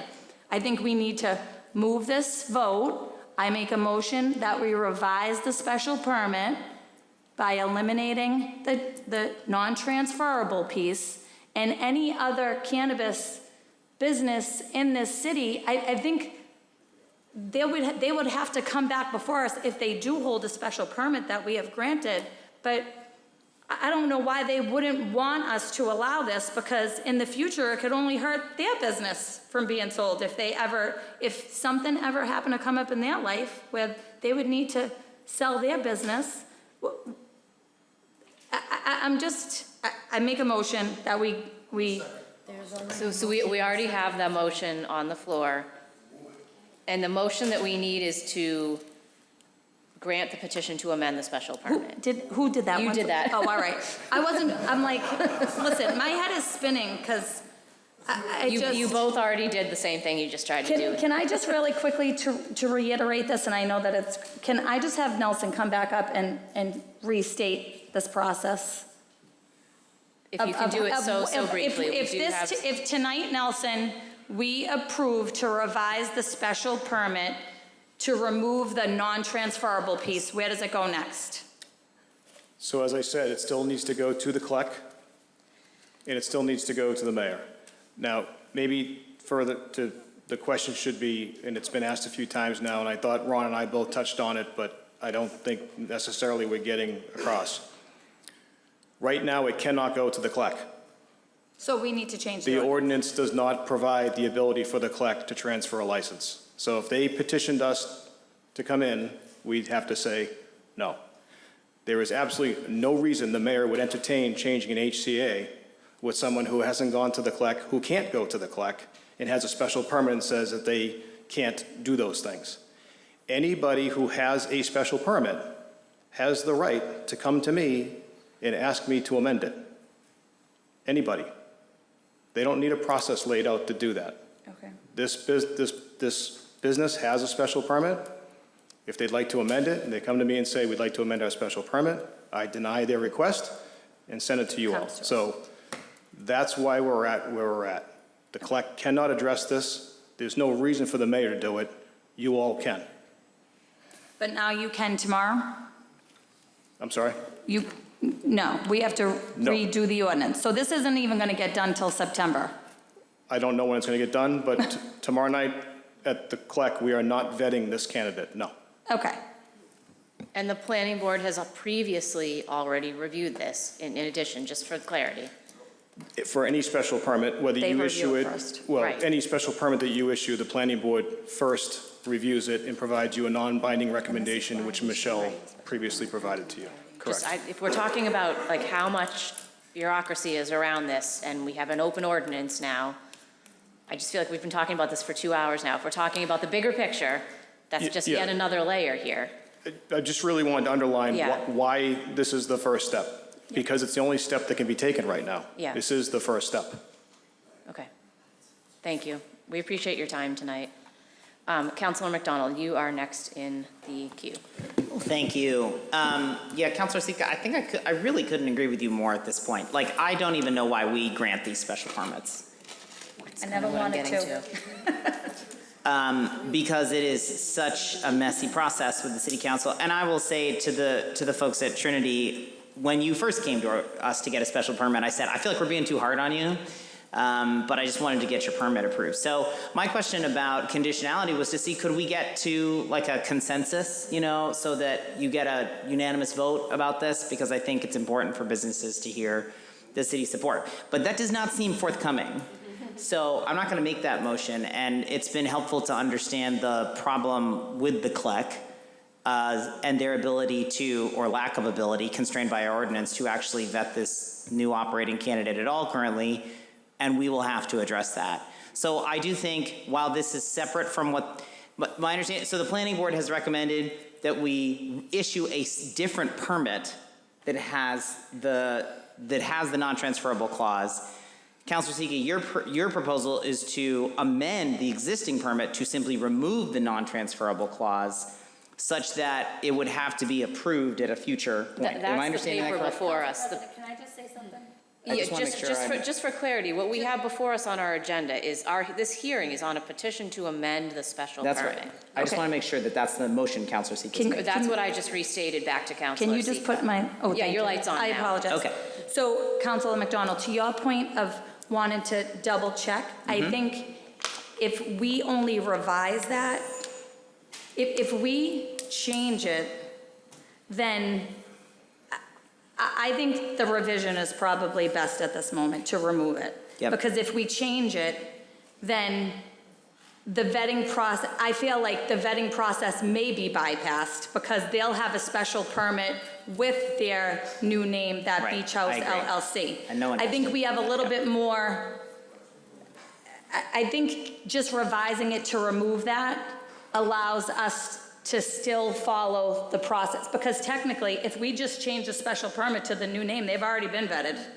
And we're giving them, basically, they're just gonna be able to, if I'm thinking of this correctly, that's how my thought process is going with this. If we change the name to the new entity, they've already been vetted, we're just changing a name. If we revise the special permit to Remove the prohibition. remove the transferable thing, then it's, the new applicant still has to be vetted through all the other channels. Yeah. So so I'm happy to support that. I just wholeheartedly agree that we are leaving dollars on the table because we made it hard for these businesses to open and operate, and I've said that consistently. So I don't fully understand what the level of opposition to this permit is. I've listened to this. I've tried to wrap my mind around what would be so offensive to another operator, and I can't get beyond the argument that you made, Councilor Simonelli.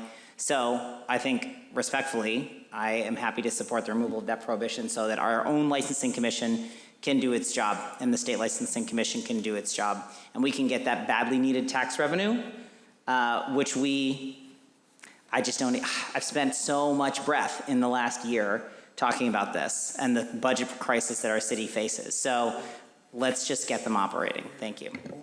Thank you, Councilor McDonald. Councilor Cologne Hayes. We're close, Councilor Simmons. Yeah, no, yep, thank you. So I think what Councilor Seeker, I think you just changed my mind. Something that you had just said there, so thank you for that clarity.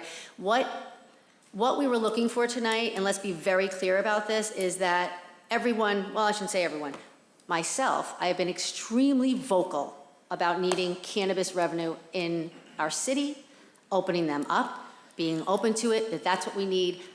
So vocal. So I caution anyone to think any different. And the thing that you had just brought to mind is that, okay, let's say we grant it today, and I have lots of questions. Obviously, everybody does, or we wouldn't be here. So if we grant this today, it's still going to the CLEC. It will still be vetted. It will also go, I think is what you heard, it will also go to the ordinance, which I've been asking Councilor Winslow here all night. Is this still coming to ordinance so we can talk it through and make that change? So I want to be clear about that too. There's a couple of levels that we're still going to get through, and then I have no problem supporting this. I think we needed to have this to answer lots of questions. I'm glad we had it. But now I might have come full circle on this, but so could someone here make sure that that is correct? It will go to ordinance? Hopefully. Chair? No, it's come from. Thank you. Okay. It's come from planning, it's to us, it goes to CLEC, then the mayor, Okay. then the state. Okay. So we're bypassing ordinance because it's here. Come up and clarify if I got Yes. that wrong. I'm trying to Okay. just Thank get you. it. And I don't want to sound like a broken record, but the Yeah. only way it can come to the CLEC is if the ordinance gets changed that allows that to happen. And I Understood. yeah, yes, that's got to get changed to allow it to properly be for us for a Okay. transfer, which isn't allowed right now. And that's what I stated earlier, and Thank you very yeah, much. that's okay. Okay. So yes, I get that now. Thank you. Okay. I have Councilor O'Malley next. I'm just concerned how unprofessional this is, and I'm not clear what we're even taking action on. Are we adopting the planning board's recommendation? Are we changing the applicant to the beach house applicant? It's not clear what is going on. I don't see it in the papers here. So from the scheduling to the lack of legal's involvement in this process, and how in which this happened here while we're still in an appeal period for a case that might invalidate the zoning ordinance related to cannabis. This whole thing is crazy that we're here right now at this exact moment when so much is in flux. And I can't in good conscience do my due diligence and be a good vetter of what needs to go on behalf of the city of Malden. I'm going to recuse myself from this, guys. This just does not seem appropriate. It doesn't smell appropriate. So I'm just going to recuse myself. Thank you. Okay. Thank you, Councilor O'Malley. Councilor Winslow. Yeah, I mean, I think just related to the Rules and Ordinance Committee, I'd have to go and look, and we did have a paper, I think it was really relating to changing the zoning, not the licensing. So we would have to have a paper come up on that. So not, if that's what we need to do, that's what we need to do. But yeah, I don't think, that's something that can be done. So, yeah, great. I think what it might come down to is setting up a process, particularly how to transfer licenses. I don't know if that licensing committee has that, but that's really, it's not clear how that process works. But obviously, that's really what it's about, how a license might be transferred, for a property. Yeah. Okay, thank you, Councilor Winslow. Councilor Simonelli. Thank you, Madam President. Look, I'm just going to say this. I think we beat this dead horse to death. And, I'd like to move the previous question. Let's take a vote on this thing now. We've been on this thing for 2.5 hours. I think everybody's made valid points. I think that down the road, councilors can take this up in ordinance if they want to, make some changes to it. But for tonight's agenda, can we move this forward, please? Let's call the question, Councilor Simonelli. We have a motion on the floor by Counselor Sika, seconded by yourself. We do need 8 votes, am I correct? Yes. Okay, we need 8 votes to grant this petition. To adopt, To amend the special permit, To amend and adopt. just for clarity. so the petition is to amend the special permit. We need 8 votes to, To amend the special permit. To amend the remove special permit. non-transferable condition. okay. Is everybody clear? And we have lost Counselor O'Malley, so, right. Yeah, so he is subtracted from the total that we need. Clerk, are you ready to call the roll? We still need 8. Yep, we still need 8. Counselor Cologne Hayes. Yes. Yes. Counselor Condon. Yes. Yes. Counselor Crowe. Yes. Yes. Counselor Luong. Yes. Yes. Counselor McDonald. Yes. Yes. Counselor Seega. Yes. Yes. Counselor Simonelli. Oh, yes. Yes. Counselor Taylor. Yes. Yes. Counselor Winslow. Yes. Yes. Counsel President Linehan. Yes. Yes. So that has been granted. Okay, that has been granted. Next order of business.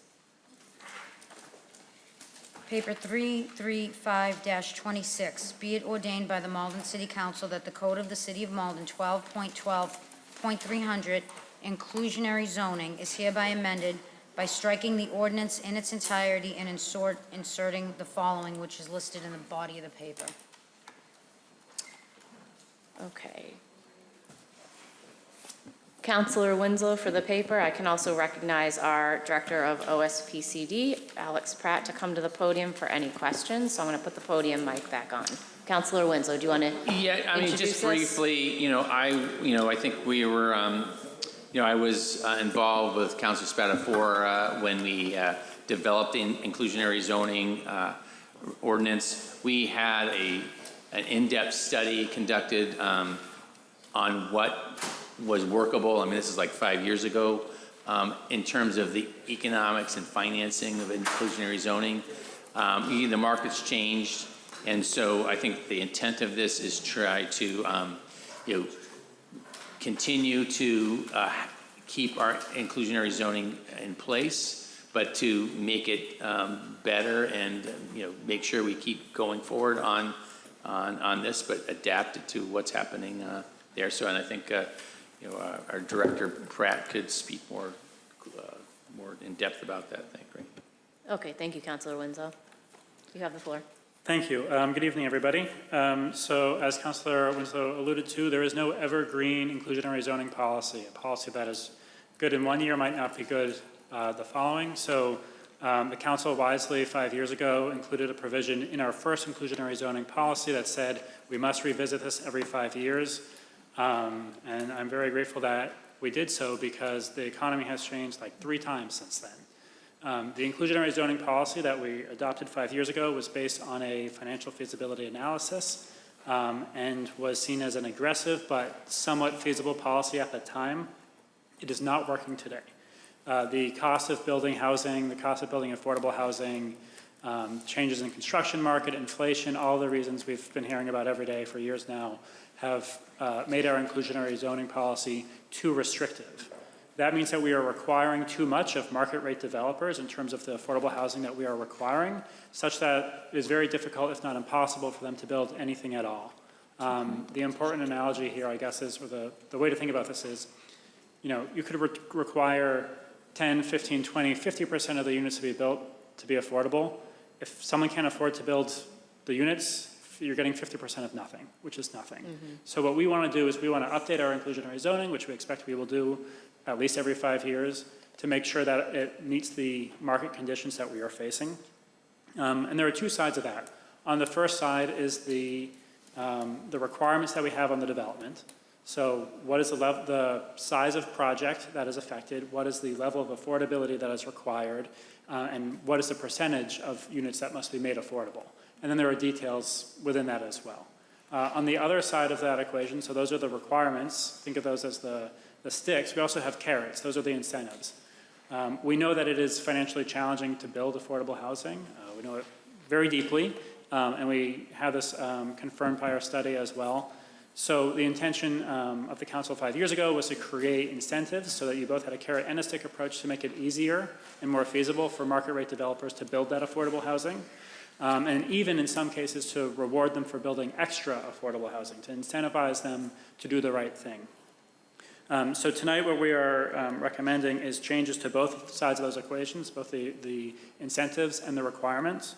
And I know you have a number of papers in front of you from us on this topic, and I'll start just going with the memo that we provided.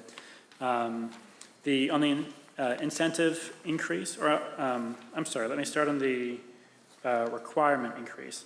So previously we had 15% of our units were required to be affordable. We are recommending moving that to 10% of the units, from 50% of the area median income for rental units to 60%, from 50 to 60%.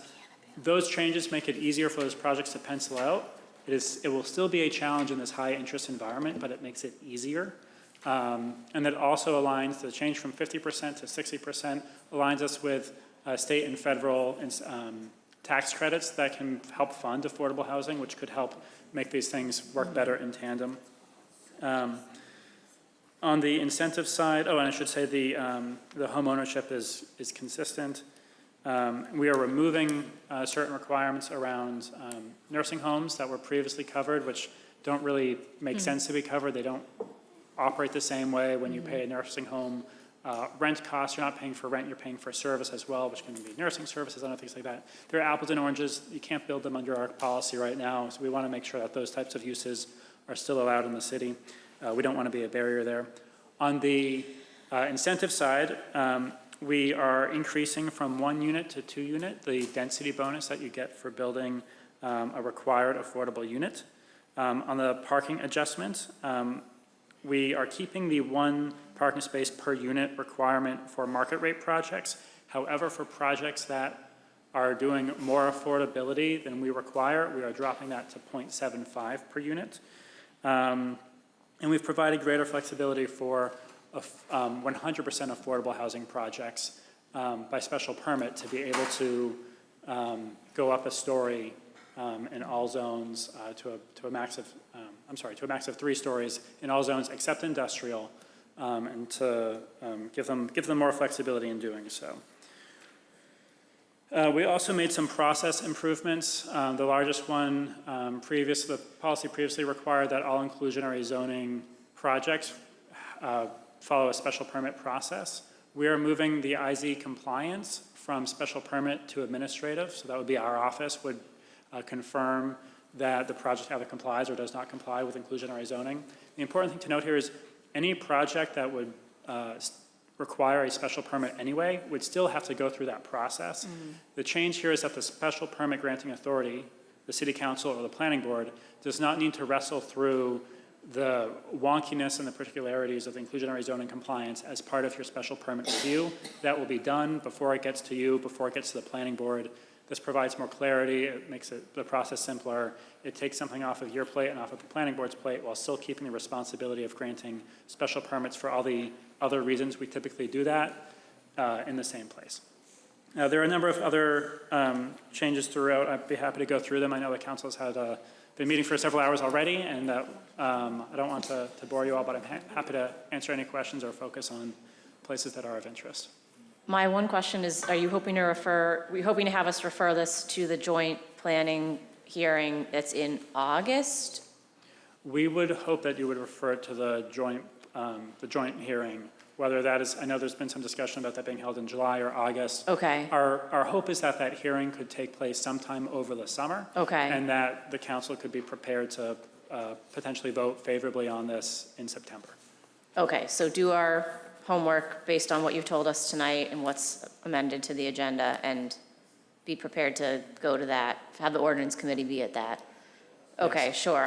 Maybe Councilor Winslow can speak a little more to process. Yeah, I mean, I read very carefully what has been, the Community Development Department has submitted here. And, in particular, the detail about the section by section changes are very detailed and very thoughtful. So, the vote tonight would just, again, to get it to a hearing. I just don't think we would need to spend a lot of time in rules and ordinance nitpicking at this point. Great. So I think that we could get it to the hearing, see what public comments in, and then, refer it back. And if there's a need to, the rules and ordinance to, review it then, but make any amendments. But, you know, I think it's ready to go. That's my point of view, but if councilors feel they need more time, but I feel it's ready to go. Thank you. Great. Okay. Yeah, is that a motion? Could I? Okay, May I did make- you have one more thing to add to that? Yes, just two things quickly. So the summary of changes that we provided, we will be sending you an updated one, which what we provided before was, this is what the section looked like before, this is what it looks like after. We're going to add some plain English. This is what that change was. It's very brief, but that'll make it easier for your review. And then the other, one note, we made an error in how we have addressed the payment in lieu piece.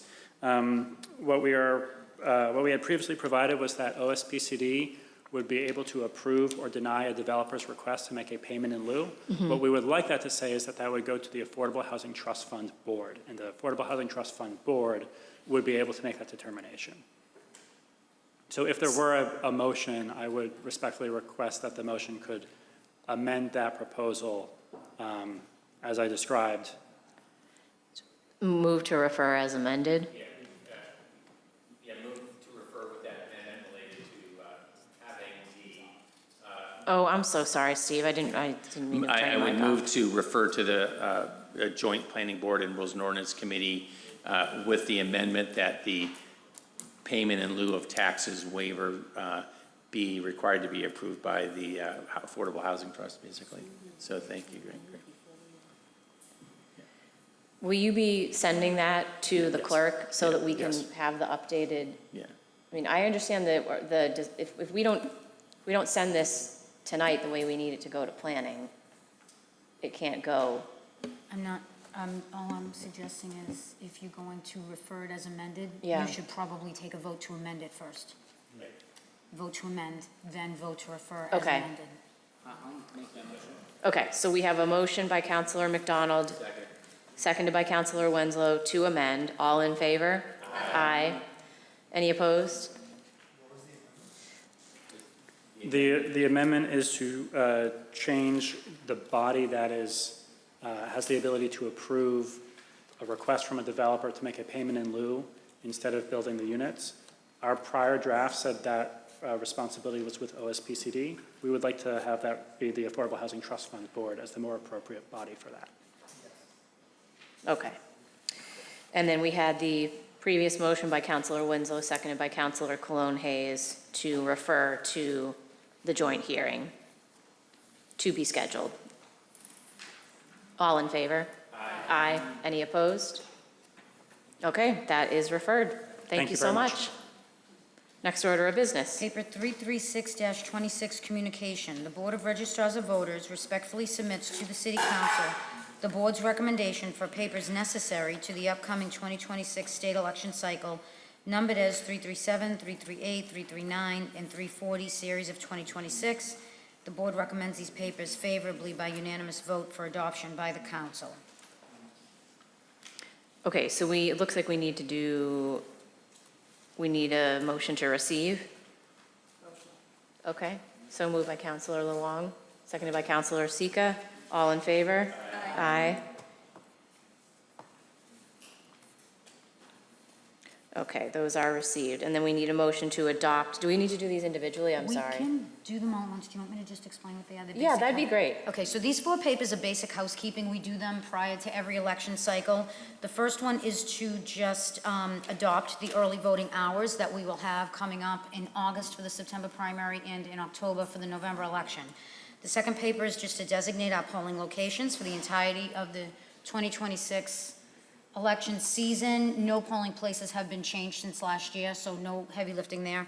The third paper is to allow the chief of police to work with the city clerk as far as placing the police officers on details at all of the polling locations. And then the fourth is, it's a little bit cart before the horse, but you are ordering me to get the warrant as posted when it comes down from the state, which we don't have in finalized version yet, but by the time we get it, you'll be on summer break, and it will need to be posted in August for a September 1st primary. So these are papers 337-26, 338-26, actually, let me just read it proper. 337-26, order that the City Council adopt in-person early voting for the 2026 election cycle and to designate the city clerk's office at 215 Pleasant Street, room 220, as the central early voting polling location during the dates and times to be determined as voted on the Board of Registrars of Voters, which are in the body of the paper. Paper 338-26, order that the City Council designate the polling locations for the entirety of the 2026 election cycle. Paper 339-26, order that for the entirety of the 2026 election cycle, the city detail a minimum of one officer for each polling building to be determined by the chief of police and the city clerk or their respective designees. And paper 340-26, order that the city clerk will notify and warn the inhabitants of the city of Malden who are qualified to vote in the state primary and election to vote at their respective wards and precincts on Tuesday, September 1st, and Tuesday, November 3rd, 2026, respectively, from 7 a.m. to 8 p.m. per the Secretary of State's election warrant. Okay, do we have a motion to adopt these orders? Okay, so moved by Councilor Simonelli, seconded by Councilor Taylor. All in favor? Aye. Aye. Any opposed? Those are adopted. Thank Next you. order of business. Paper 341-26, committee report. The Standing Committee on Rules and Ordinances, to whom was referred paper 317, 318, 319, and 320, series of 2026, having considered the same, make the following report. Okay, on a motion by Councilor Winslow, seconded by Councilor Luong to receive the committee report, all in favor? Aye. Aye. Any opposed? That is received.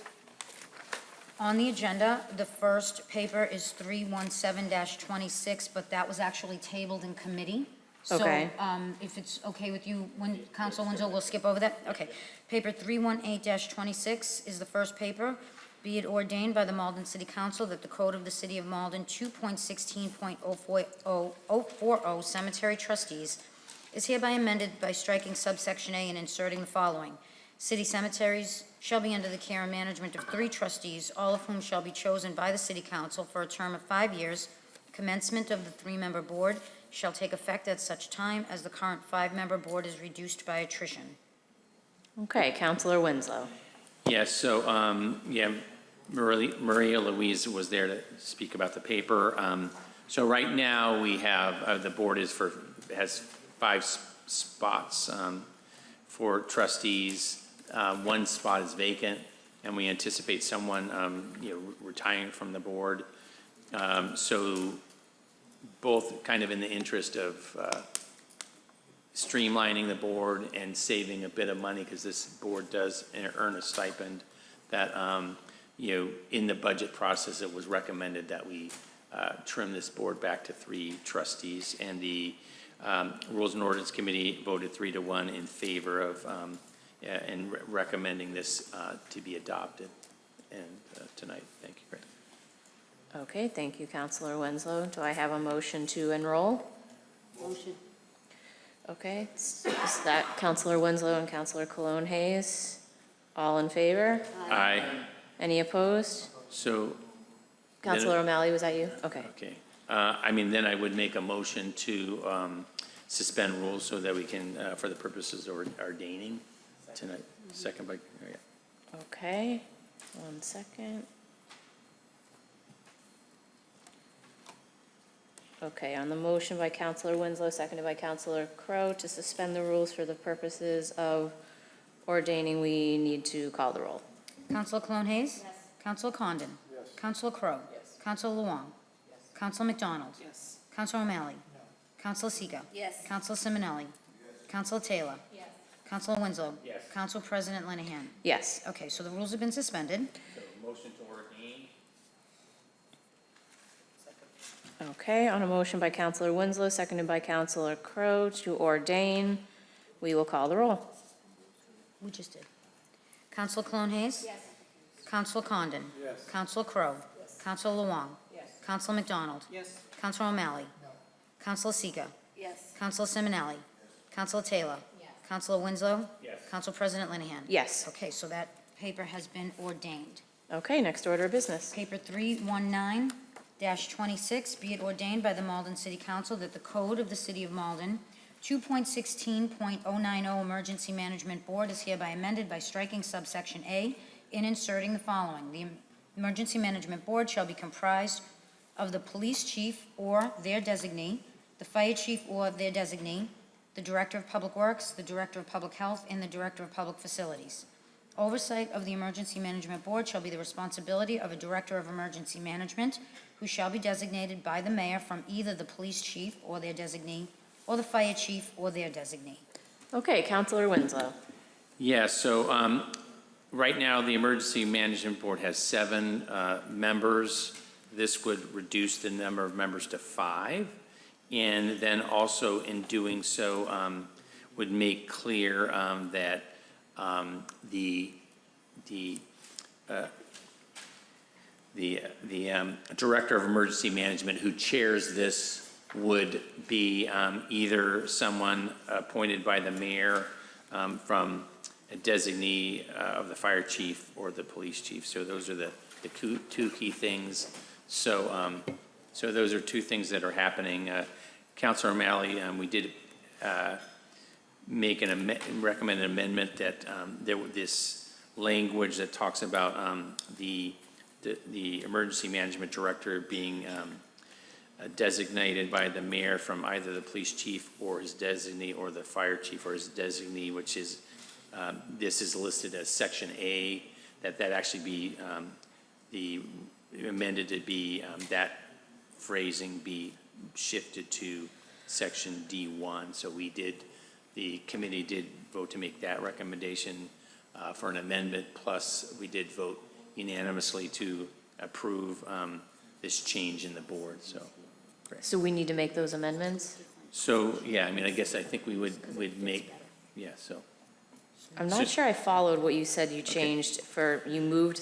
So the last phrase where, Has been moved to a different spot in the same ordinance, but Okay. that makes it read better. Okay. yeah, So just a Motion clarity to of, amend and then a motion to enroll as okay. amended. Yeah. Nope, I understand the motions. I just didn't follow the moving from Section A to D. I wasn't sure. yeah. So, yeah. Okay. Yeah, If it's so- just for clarity or flow Yeah, of so language, that- that's fine. I'm good with that. Okay, so we need a motion to amend. Okay.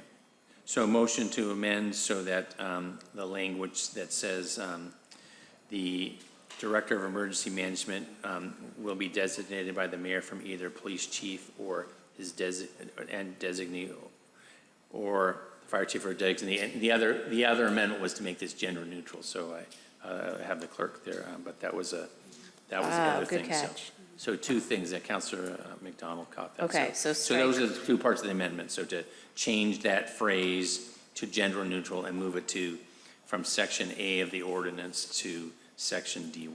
So, yeah. Okay, so Section A is going to Section D and his is becoming there. Yeah, just that final bit there, so yeah. Got it. Just the last sentence. no? Just the last sentence, That's part of understood. the sentence, And yeah. then we're going to review the entire ordinance. Okay. with gender neutral language. Okay, that's a good policy. All right. Okay, so that motion by Counselor Winslow, do I have a second? Second by Counselor Simonelli.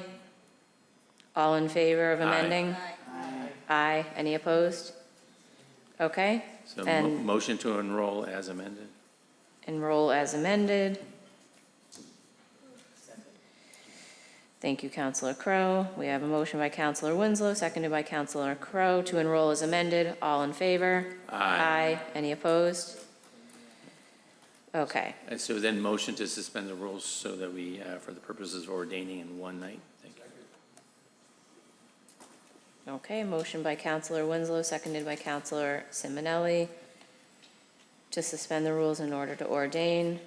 We need to call the roll. Counselor Cologne Hayes. Yes. Counselor Condon. Yes. Counselor Crowe. Yes. Counselor Luong. Yes. Counselor McDonald. Yes. Counselor O'Malley. Yes. Counselor Seega. Yes. Counselor Simonelli. Counselor Taylor. Yes. Counselor Winslow. Yes. Counsel President Linehan. Yes. Rules have been suspended. All right, so motion to ordain. Okay. On a motion by Counselor Winslow, seconded by Counselor Simonelli to ordain, we will call the roll. Counselor Cologne Hayes. Yes. Counselor Condon. Yes. Counselor Crowe. Yes. Counselor Luong. Yes. Counselor McDonald. Yes. Counselor O'Malley. Yes. Counselor Seega. Yes. Counselor Simonelli. Counselor Taylor. Yes. Counselor Winslow. Yes. Counsel President Linehan. Yes, Okay, that paper has been ordained. that is ordained. Next order of business. Paper 320-26, be it ordained by the Malden City Council that the Code of the City of Malden 4.12.020 Building Permit Fees, subsection C is hereby amended by striking $16 and inserting $18 in its place. Okay, Counselor Winslow, I'm just keeping your light on. So, yep, So right now, when someone comes in to apply for a building permit, they pay a fee of $16 per $1,000 of value added. Building Inspector Miller investigated what other communities around us charge, as well as Ron Hogan. And they found that we kind of fall at the low end, that the range is sort of from 16 to up to over $20. So the thought was to bump this up to $18, so we're sort of in the middle range. And that can generate up to between $75,000 and $100,000 a year. So it's a significant amount of money. So the committee discussed it and then recommended this be favorably recommended to the council to be adopted. Okay, thank you, Councilor Winslow. Any questions? Do we have a motion? Motion to enroll? Okay, on a motion by Councilor Winslow, seconded by Councilor Simonelli to enroll. All in favor? Aye. Aye. Any opposed? Okay, that is enrolled. So motion to suspend the rules so this can be ordained this evening. Thanks. Okay, on a motion by Councilor Winslow, seconded by Councilor Simonelli to suspend the rules for the purposes of ordaining call the roll. Council Clone Hayes. Yes. Council Condon. Yes. Council Crowe. Yes. Council Luong. Yes. Council McDonald. Yes. Council O'Malley. Council Seega. Yes. Council Simonelli. Council Taylor. Yes. Council Winslow. Yes. Council President Linehan. Yes. Rules have been suspended. All right. Motion to ordain? Okay, on a motion by Councilor Winslow, seconded by Councilor Simonelli to ordain, we will call the roll. Council Clone Hayes. Yes. Council Condon. Yes. Council Crowe.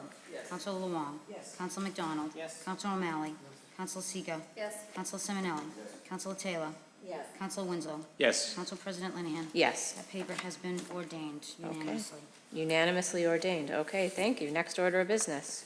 Paper 342-26, Committee Report, the Standing Committee on License, to whom is referred papers 273, 274, and 311 through 315, series of 2026. Having considered the same, make the following report. Okay, on a motion by Councilor Seega, seconded by Councilor Taylor to receive the committee report, all in favor? Aye. The report is received. Would you like me to read You can read them, please. Paper 273-26, petition, open air parking lot, AGM Auto Sales Incorporated, 135 Eastern Avenue, 28 spaces renewal. Paper 274-26, petition, pool tables, Top Pools Incorporated, 77 Exchange Street, Malden, 7 tables, new. Paper 311-26, petition, extended hours, L. Maxal, 97 Medford Street, hours, 7 days, 6 a.m. to 1 a.m., new. Paper 312-26, petition, Livery Company, Luxury Fleet LLC, 9 Constant Street, 1 vehicle, new. Paper 313-26, Livery Driver, Akush Kumar, 9 Constant Street, new. Paper 314-26, petition, Outdoor Parking, United Properties Incorporated, 25 Florence Street, 34 spaces, renewal. Paper 315-26, petition, Outdoor Parking, United Properties Incorporated, 29 Madison Street, 40 spaces, renewal. Okay, Councilor Seega for the committee report. Thank you, Council President. The License Committee met this evening to discuss all these petitions. We had compliance officers with us. None of them had any issues, and we made a motion to refer them all out of committee favorably. So I make a motion to grant these petitions. Councilor O'Malley, do you had your light on? Are you over? Oh, okay. On a motion by Councilor Seega, seconded by Councilor O'Malley to grant, all in favor? Aye. Aye. Any opposed? Okay, those petitions are granted. Paper 343-26, Committee Report, the Standing Committees on Economic Development and Rules and Ordinance serving in a joint session, to whom is referred Paper 263, Series of 2026. Having considered the same, make the following report. Okay, on a motion by Councilor Winslow, seconded by Councilor Taylor to receive the report, all in favor? Aye. The report is received. Paper 263-26, be it ordained by the Malden City Council that the Code of the City of Malden, Title 12 and 9, are hereby amended by the following as is outlined in the body of this paper. Okay, Councilor Winslow. So as you may recall, this is the paper that Councilor Long, as the lead sponsor, put forth related to residential kitchens. We had several meetings of the Joint Economic Development Committee and Rules and Ordinance, and we also then actually had a kind of a meeting of some members along with staff to really sort out how to approach this. And ultimately, what we sorted out was that the paper has some zoning things that really focus on allowing a residential kitchen as a home occupation. Then there were some provisions that related to how a residential kitchen would operate under, it was proposed under license. And then there were some other issues that came up. So based on the discussions with staff and then with the committee, the recommendation sorted out to be that to basically sort of split this into kind of a few efforts. So the first thing, we would split the sections related to the zoning, Chapter 12, which would then create right now we have a section that allows some home occupations. So residential kitchens would be added as a home occupation and be subject to the provisions of home occupations. So that is there, and there would be some definitions related to what a residential kitchen is, and what under that category there's something called a cottage food operation that's really allows this type of kitchen to operate in a residential district. So that would go forward, and the recommendation from the committee is to send that language to the joint planning board rules and ordinance committee meeting. So that was for the zoning amendment. Then the related to the actual how these residential kitchens operate. One of the things we realized is that regulation really falls to the Board of Health.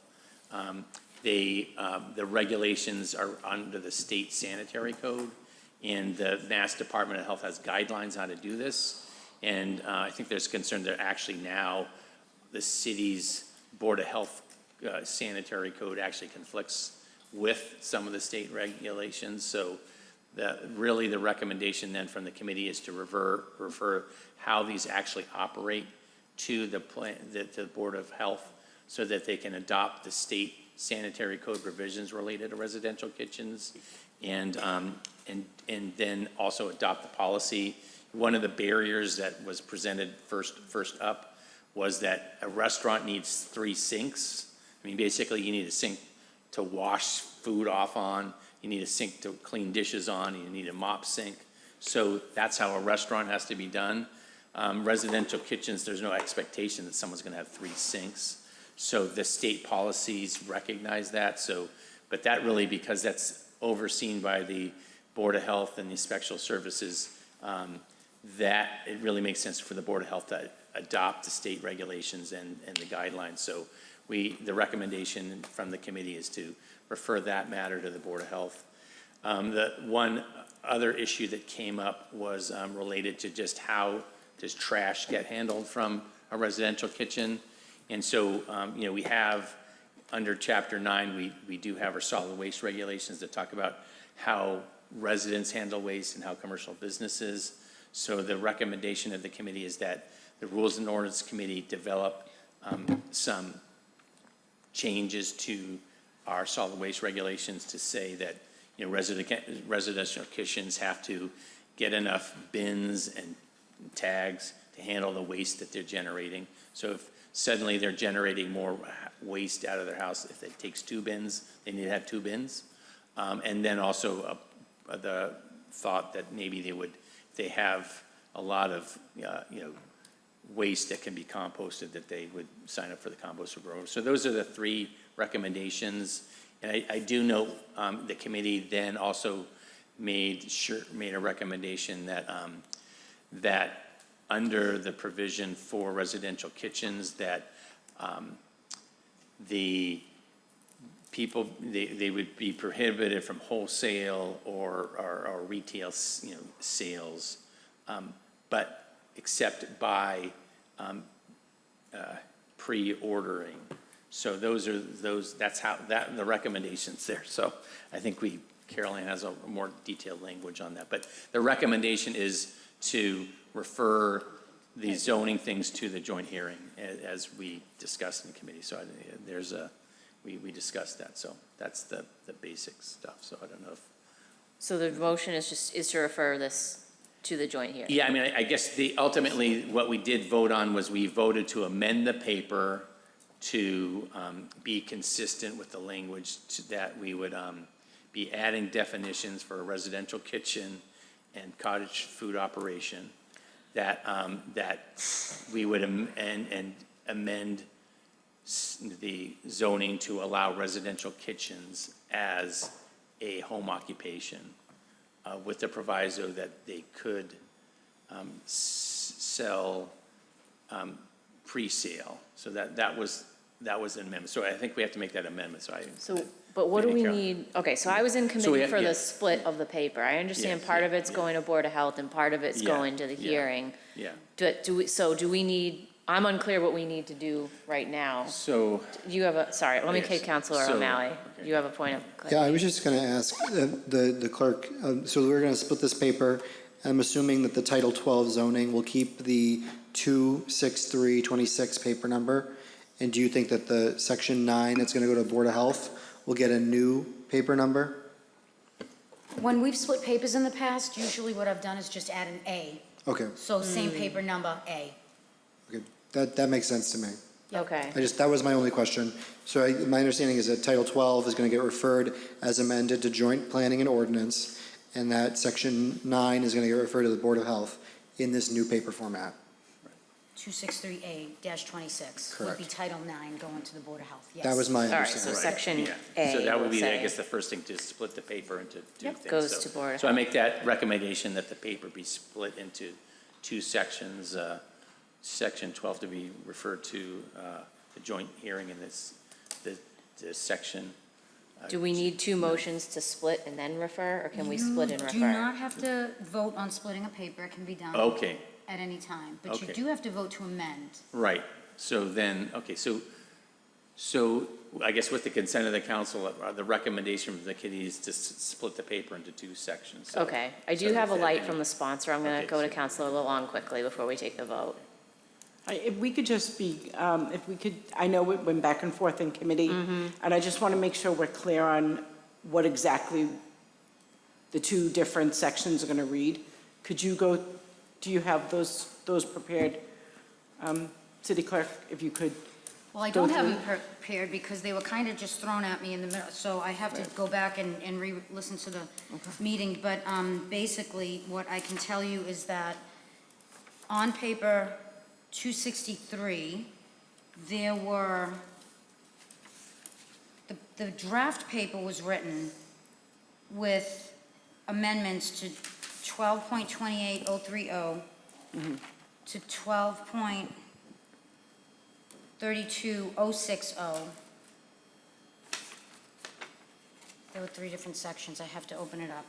And then, when we came into committee tonight, the language on those sections were basically struck and rewritten.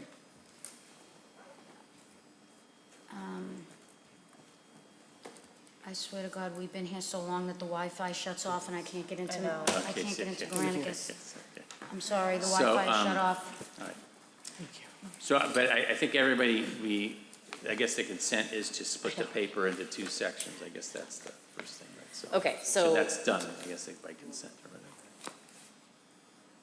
Then it's just figuring out what the language is. There was just one part, there yeah, I was want to just- make sure you're comfortable. I'm sorry, yeah, no, I Yeah. just wanted to make sure. So there was the one part which was under home occupation. It was supposed to read here on number 9, this paper here.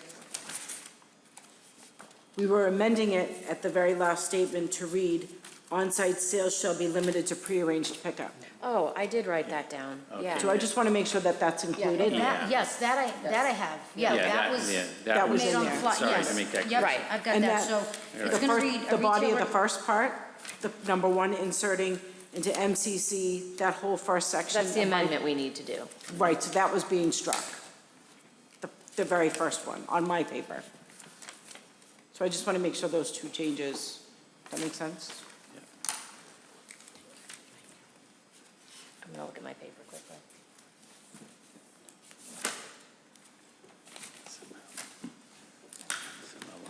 looking at the amendments as they were.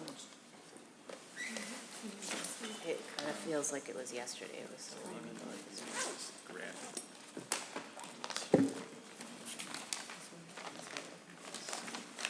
Yeah. Yeah, I don't know what we were striking. The section, what I wrote down was that we were adding this to, All right, right, to yeah, 9, so- except. All of the proposals that we were adding, A, B, C, D, E, and F, are now being struck, and we are simply inserting this new highlighted section 9. Yep. Which Yeah, reads, B9, yeah, so. a residential kitchen, cottage food operation, permitted to produce cottage food products as regulated by 105 CMR 590, and regulation of the Malden Board of Health as it may be amended and provided that no retail or wholesale transactions are made on the premises except for prearranged pickup. On-site sales with prearranged, limited to prearranged Right. pickup. Yep. And so that would be, that would be one. And then there are the definitions, that we adding definitions of a retail residential kitchen, cottage food operation, and cottage food products under 12.3.2.06. So I write it down again. Yeah, so those are we were striking the original language for chapter 12 and substituting that, so that was a recommendation, so, yeah. So, yeah, sorry. Okay. Great. So are we ready to vote on that amendment? So the paper's split. We need to vote on amending that language. Councilor O'Malley made the very helpful suggestion in committee that we add that language back in so that we could hear from the public as to what they think about allowing on-site pickup, which I thought was a very smart suggestion. We've gone back and forth on that a lot. I think it's time to move it to the hearing and hear what the public thinks of it. All right, so I had Councilor Winslow made the motion on the amendment. Do I have a second? I just have one more. Oh, I'm sorry, Councilor Luong.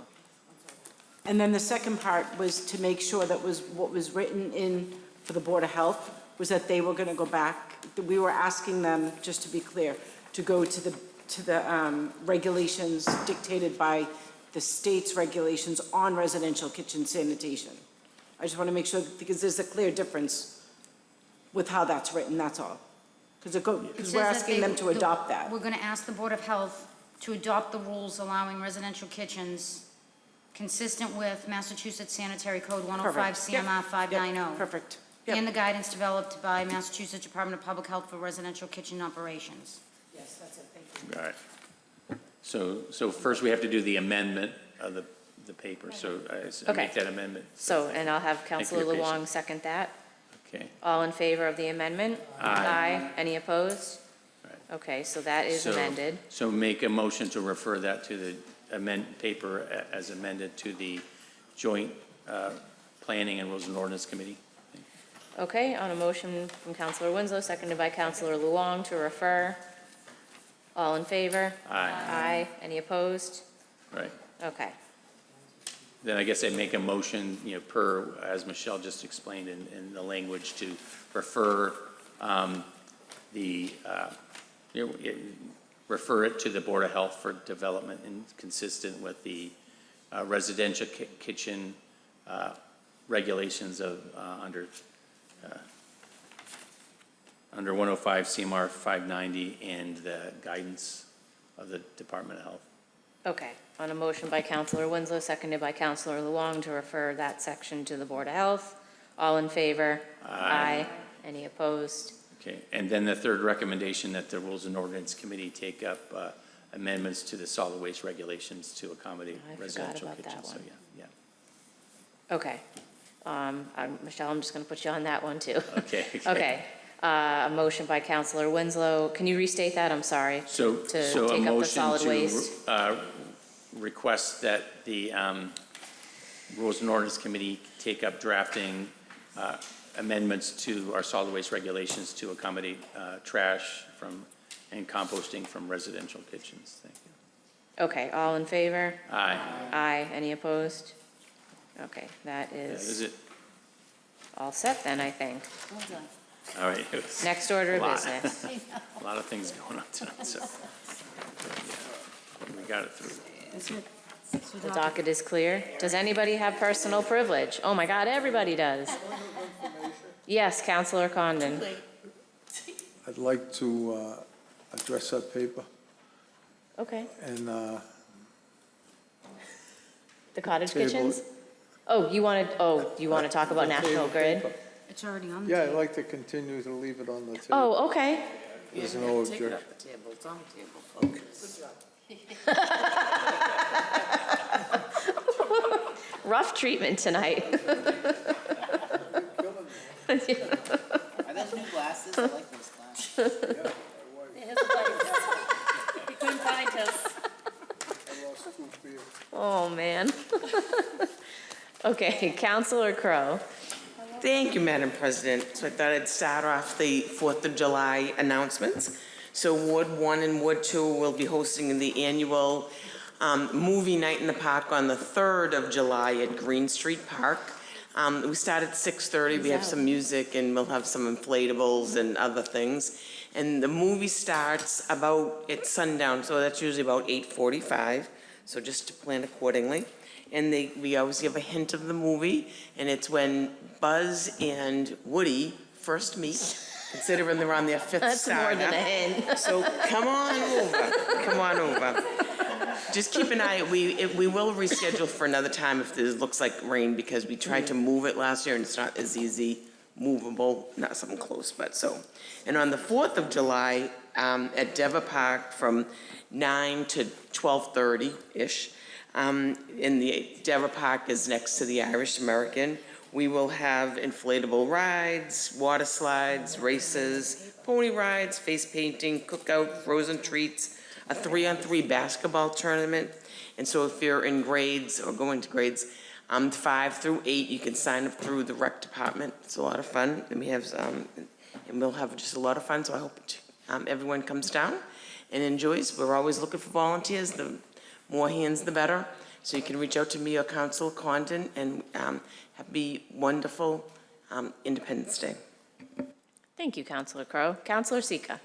Thank you, Council President. I just want to wish all Malden public school students a wonderful summer. I spent the afternoon with a bunch of them bowling, including little Miss Phoebe and the mayor. They were hysterical. We had, I don't know, there might have been 100 kids there. It was really nice because a lot of them were, I actually had more older kids today than I had younger kids, which was really awesome. So we had a lot of fun. So I just wish them a safe and happy, healthy summer. And then I'm going to keep it short and sweet. The 4th of July at Linden Park is on the 4th of July, Saturday. We open festivities at 8:45 a.m. and we go till about noon. It's the usual same every year, just about. And we got a few little surprises up our sleeve for the 250th birthday celebration of America. So I hope to see all my Ward 8 residents there. Thank you. Thank you, Counselor Sika. Counselor Taylor. Thank you, Council President. So Ward 5 sleeps in a little bit. We will be on the 4th, but we start at 10 a.m. And we go till 1 p.m. And we do have our petting zoo back. So that was a lot of fun last year. Slush, lunch, races, and inflatables as well. So come down to Forestdale Park at 10 a.m.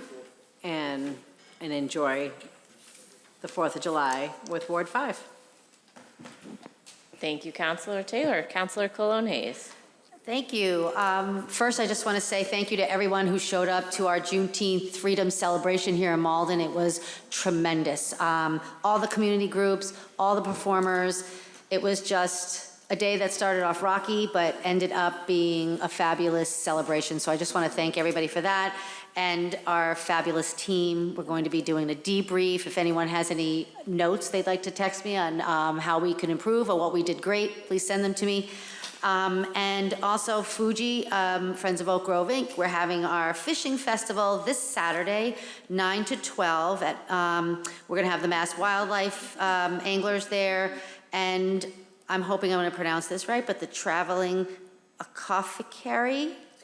Is that right? Okay, good. Yes, so they'll be there and very excited about that. There'll be some games and we teach folks how to fish and help them learn there. There's no prizes. It's not it's just a relaxing day. And then our Pride, I'm sure a lot of people are probably gonna bring this up too. I was actually just following up with some things with them, but Pride celebration is Sunday, the 28th, from 12 to 4 at Cordemelee. I'll let you go into the details of that at your park, but I am super excited about that. It gets bigger and better every year. Thank you. Thank you, Councilor Cologne Hayes. Councilor O'Malley. Ward 4 is Independence Day, will be on July 4th, also 9 a.m., Quartermley Park. And I actually just want to give a nice shout out to Caduce, one of our students at Malden High School, who got a great grant from Social Capital Inc. to do a rain garden at Quartermley Park. So nice. Caduce, Karen Buck, the DPW, and the Water Department spent our Saturday all day installing this rain garden, so go check it out. When we put the path in with the Community Development Block Grant a number of years ago, the bottom of the path near the basketball court would always flood when it rained a lot. And so, with this collaboration, we were able to put this rain garden in, and literally, like, not even a couple hours later, we had thunderstorms that completely downpoured, and we were able to prove that the rain garden does work. It's not a petting zoo, but it's a rain garden, so please stay out. Thanks. Cool. Thank you, Councilor O'Malley. Councilor Winslow. Great. Well, I do want to say, if anybody's around tomorrow at 11 at Trafton Park, we're going to have a ribbon cutting for the new shade structures there that that are for a picnic area. Thanks to the Baird Foundation for donating that funding there. We have some spots in Trafton where we can't really grow trees effectively, so having shade structures over the picnic benches is a real nice amenity. And Councilor Linehan will not have to put up a tarp anymore if she goes over there. That was kind of one of the inspirations one time, but forever be remembered for my tarp. we are going to be Sooners this year for the Independence celebration. We are going. Ward 6 is happening on July 3rd at Trafton Park. So our festivities are 9 a.m. to noon. We start out with Pledge of Allegiance and that, and then we open up things to our races, bouncy houses, water slides. We have pony rides that start around 11. We have food that Henry's Catering is catering again. Richie's Slush, face painting, races and games, our basketball shootout. You can come out and show off your costumes or your talent, and we do have some special 250th toys we're giving out. So you all aren't busy on the 3rd, baby. If you want to drop by, if you have a moment, I'm sure you're going to be pretty busy, but that we're starting things out. So everybody's welcome to come out to Ward 6 on Friday, the 3rd. Thank you. Great. Thank you, Councilor Winslow. Well, seeing no other lights from the chair, I'll invite anybody who's around. I just want to give one more reminder about the 4th and Ward 3. We're going to be celebrating at Amridge Park on Saturday the 4th from 10 to 1, so come on down. And if anybody's interested in volunteering, of course, we always love to have more volunteers. With that, do we have a motion to recess to the call of the chair? Yes, so moved. Okay, motion by Councilor Crowe, seconded by Councilor McDonald. All in favor? Aye. We are adjourned at 9:55. We are recessed. We are recessed at almost 10, but not quite. Thank you, everyone.